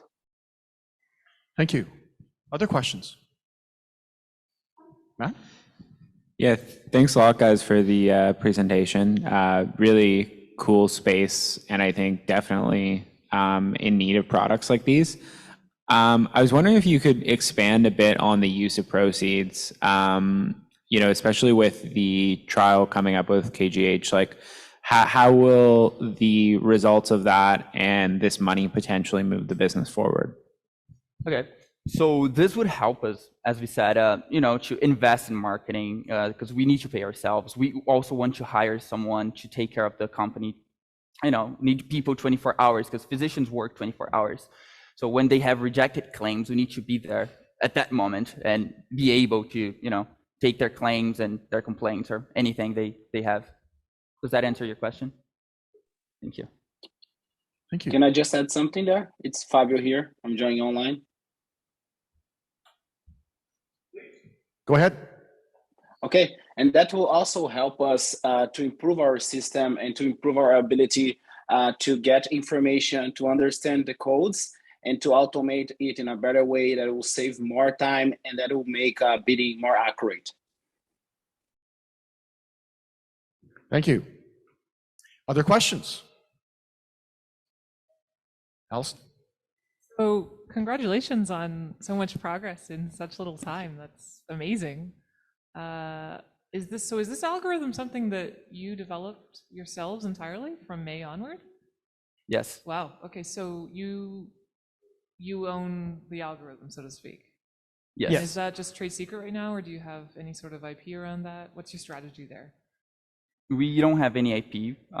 We don't think we really need it, as we just got the rule book and we just wrote down everything there.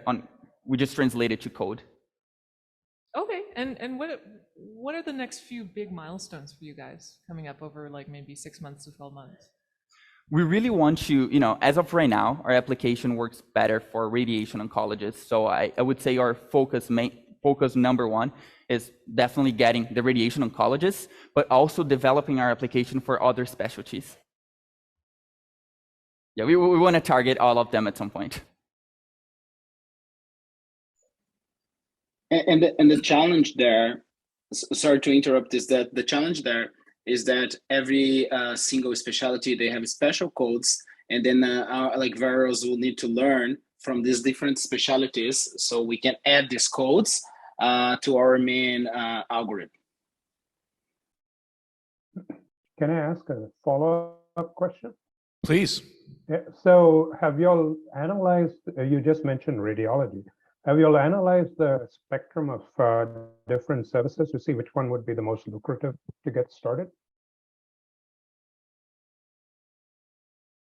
Sorry, could you repeat your question, please? I couldn't really get it. I said, have you looked at, there are different doctors and different specialties. Have you looked at which one might be the most optimum to get started? For example, reimbursement in radiology might be much higher than, say, cardiology. Not really, because Fabio is a radiation oncologist, and he came up to us with the idea. So our idea from the beginning was to develop it for radiation oncologists to be trialed at the KGH. So that's why we started developing for radiation oncologists.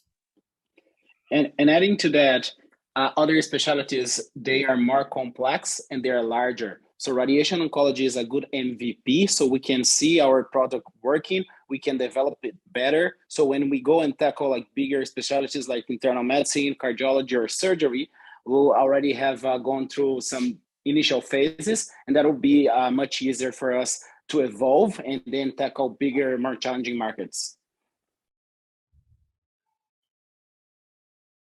Thank you. One last question from anybody at all, or we're good? Thank you very much. Thank you.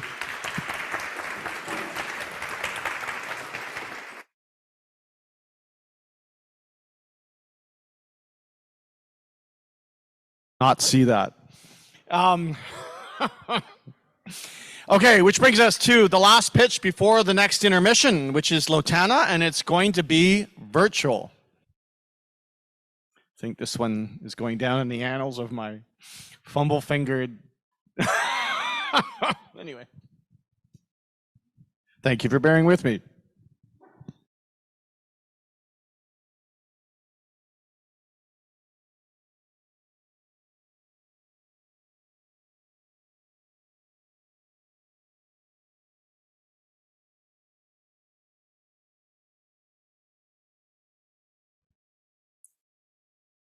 Hello, I'm Ewa Oluwa, and I introduce to you Lotana.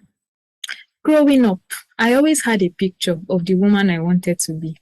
A professional woman in skirt suits and high heels, making giant strides, showcasing my African heritage and making a difference in my community.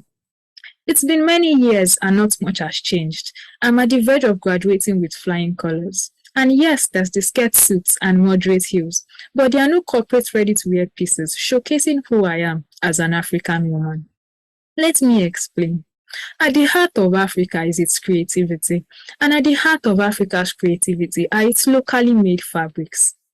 This is why you would find different African prints in different parts of Africa, from Kanga to Kente, Adire, Ashoke, Batik, Bogolan Fini, Kikoi, Shwe, just to mention a few. In spite of this, over 78% of Nigeria's 180 million people still have no choice but to wear Western clothes every day. To my left is the fabric map of Africa, showcasing the various African prints found in different parts of Africa. Although there is a high demand for a variety of corporate dresses among professional working women in my community, corporate dresses made from African prints are not readily available. It is from this gap that we have identified an opportunity. Lotana produces corporate dresses from a variety of African prints found in different parts of Africa. We are giving our professional women the choice to showcase their Black heritage as they take strides to sit at the corporate table. We are empowering our rural women to produce by bringing them a ready market and giving indigenous expression to our urban women. We are bringing a blend of Afrocentric fashion with uniqueness, class, and premium quality being our major selling points. Our target group consists of professional working women and female business executives between the ages of 25 to 60. These women are particular about dressing well. They are passionate about climbing the corporate success ladder, and they are proud to identify with Africa while doing this. The market opportunity for this is huge. The sub-Saharan fashion market is worth over $31 billion, with the Nigerian fashion market accounting for over $4.7 billion of this. Our total available market is estimated at over 5.8 million women, with our serviceable obtainable market being 2.2 million professional working women in Lagos, Nigeria alone. It costs between $15 to $25 to produce a piece of our clothing, with the selling price pegged at between $26 to $60 per piece, giving us a profit margin of over 58%. We plan to leverage on social media to go to market. We have spent the past few months developing a comprehensive social media strategy centered on African storytelling.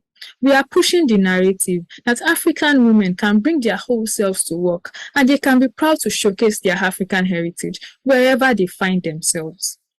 We also plan to engage the services of a social media fashion influencer to help promote our products. We are also not neglecting word-of-mouth marketing, as we are focused on creating quality products because we understand that our satisfied customers are our major brand ambassadors. There's currently no company that is doing exactly what we are doing in Nigeria at the moment. We are focused on professional working women. We are using a variety of African prints found in different parts of Africa. We are producing majorly corporate ready-to-wear pieces. And we have also identified a gap in community service, which we aim to fill by creating apprenticeship programs for many unemployed youths in our communities. The company closest to what we are doing is a sustainability fashion company known as Red Bottom. Although they are not necessarily focused on creating professional dresses from a variety of African prints found in different parts of Africa, we noticed that they used some African prints to create some of their pieces. And they have been a source of encouragement for us because they have recorded great successes and they show that there is actually a ready market for our products. We are currently at the production and launch stage of our business. We currently have 8 sewing machines, a steam press engine, and the basic furniture. We are currently equipped to produce between 200 and 300 ready-to-wear corporate pieces. We have validated our samples, and we also have many letters of intent. We are asking for $10,000 to scale up production, to increase our product offerings, to build a simple e-commerce website, and also focus on creating a global brand, which women across Africa and beyond will be proud to identify with. I grew up in the fashion industry with a mother who has spent over 15 years building a successful fashion business. My mother is also on this team, alongside 2 of my friends who are equally passionate about African fashion and are experienced in the fashion, clothing, and textiles industries. When you think Lotana, think impact. Think employment opportunities for the various unemployed youths in Nigeria. Think timely solutions to the clothing and style needs of professional working women and female business executives. Think African storytelling. Think diversity and inclusion. Think a beautiful Africa. This is an Afrocentric fashion movement, and we are asking you to come on this train with us. Thank you very much. Thank you.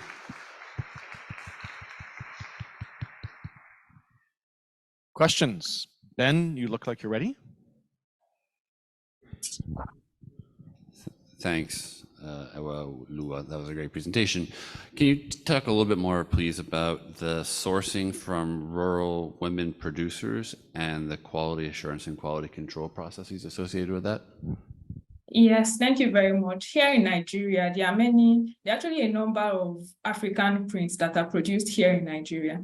And these prints are normally produced in remote villages by many African women, most of them being uneducated. However, over the years, it has actually been established that most of these pieces are actually very durable, especially with regards to the dyeing and all that, they don't fade. However, these pieces are also in grades. So we have also decided that for the production of our pieces and with the consideration of our target audience, we would actually go for the highest quality prints that are available. But so far, it's actually like general knowledge that many of these African prints are actually of good quality and they are very durable. Thank you. Thanks so much. A quick follow-up. So just to clarify, the prints, like the fabric itself, is produced by these rural female producers, brought to the workshop where you say you have 8 sewing machines and a steam press, and that's where the cutting, stitching, the production, basically value-added process to the raw material you procure from rural areas, that's the business process that you manage? Yes, so far, although we've also been considering creating like we've actually been considering getting to that stage of producing our samples, like validating the quality control and sourcing for the materials. And then depending on how well we scale, if we realize that demands are actually getting beyond our power, we've considered outsourcing the major production itself after we've done our styling and quality control and all that to a bigger production company. However, that is still, we've not decided on that yet, but if we realize that demand is so high, that may be an option that we are willing to consider. Thank you. Other questions? Yeah, thank you so much for the presentation.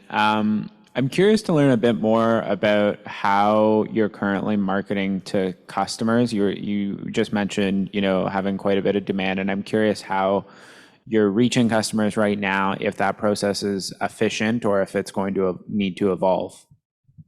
All right. Luckily for us, one of the major members of our team, which is my mom, she has spent a long time running a successful fashion business.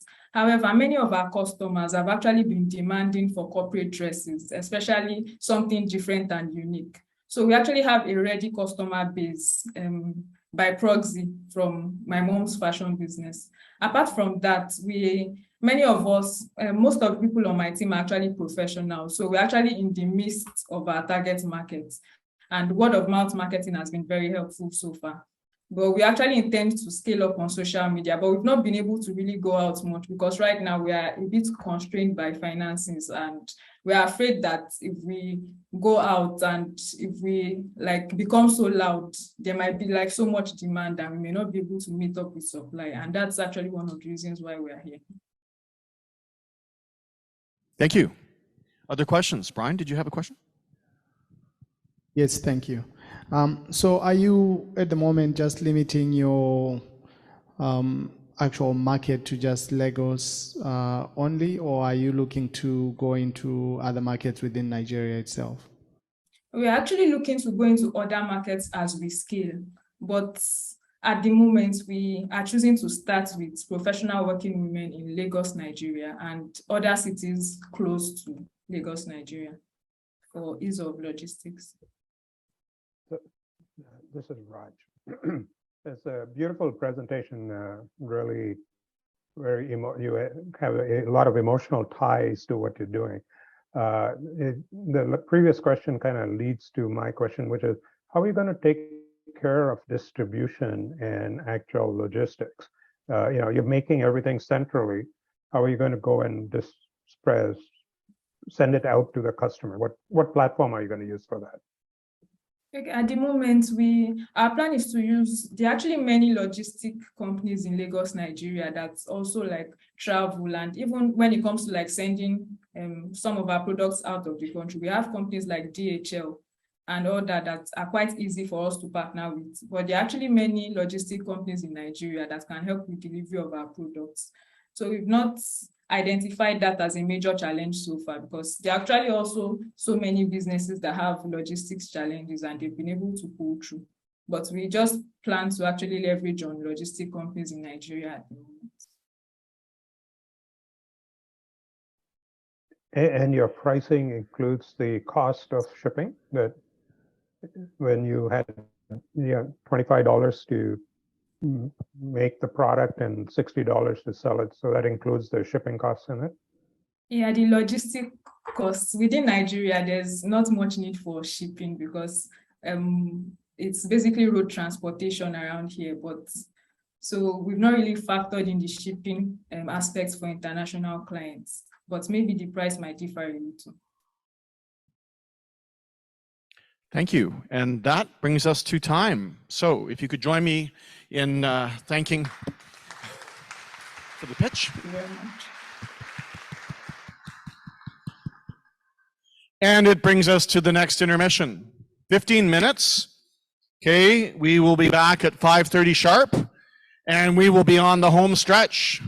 Okay? I think there's still a bit of coffee at the back end, and I will give the 5-minute warning as we approach.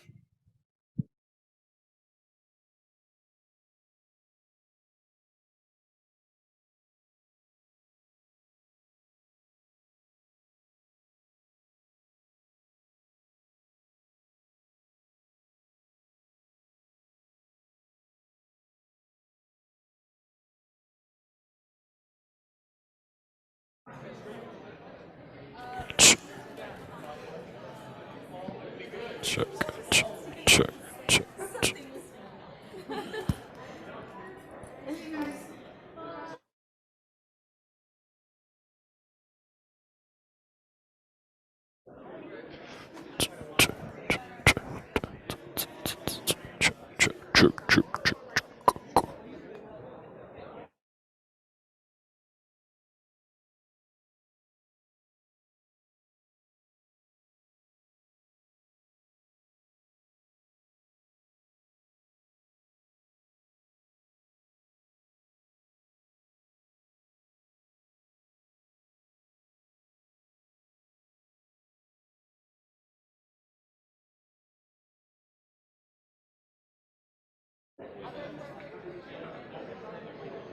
Hey, hey, check, check, check, check, check, check, check, check, check.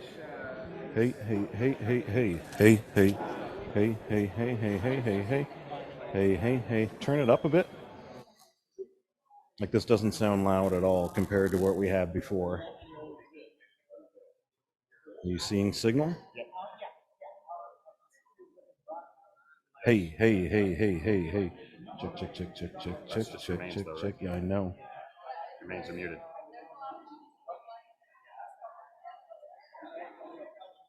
Check, check, check, check, check, check, check, check, check, check, check, check.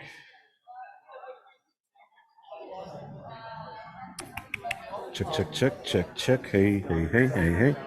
Hey, check, check, check, check, check, check, check, check, check, check.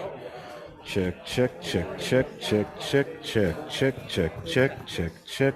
Hey, hey. Turn it down on the monitors. Check, check, check, check, check, check, check, check, check. Bring it up on the mains.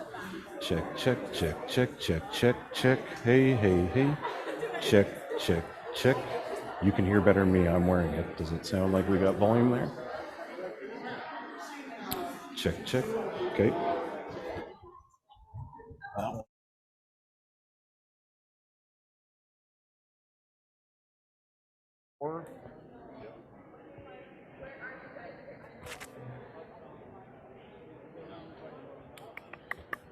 Just on the monitors. Check, check, check, check, check, check. Hey, hey, hey, hey, hey, hey. Check, check. What's my level looking like out there?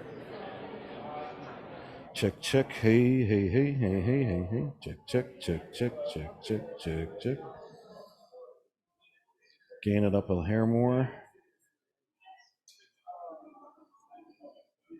Hey, check, check, check, check, check, check, check, check, check, check, check, check, check, check, check. Hey, check, check, check, check, check, check. Check, check. Hey, check, check, check, check, check, check, check.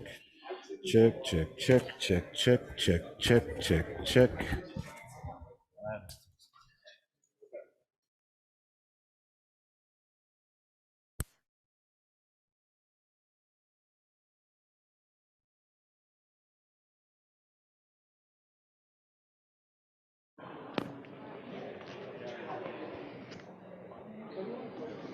Check, check, check, check, check, check, check. See the graph. Check. Hey, hey, hey, hey, hey, hey, hey, hey, hey, hey, hey. Check, check, check, check.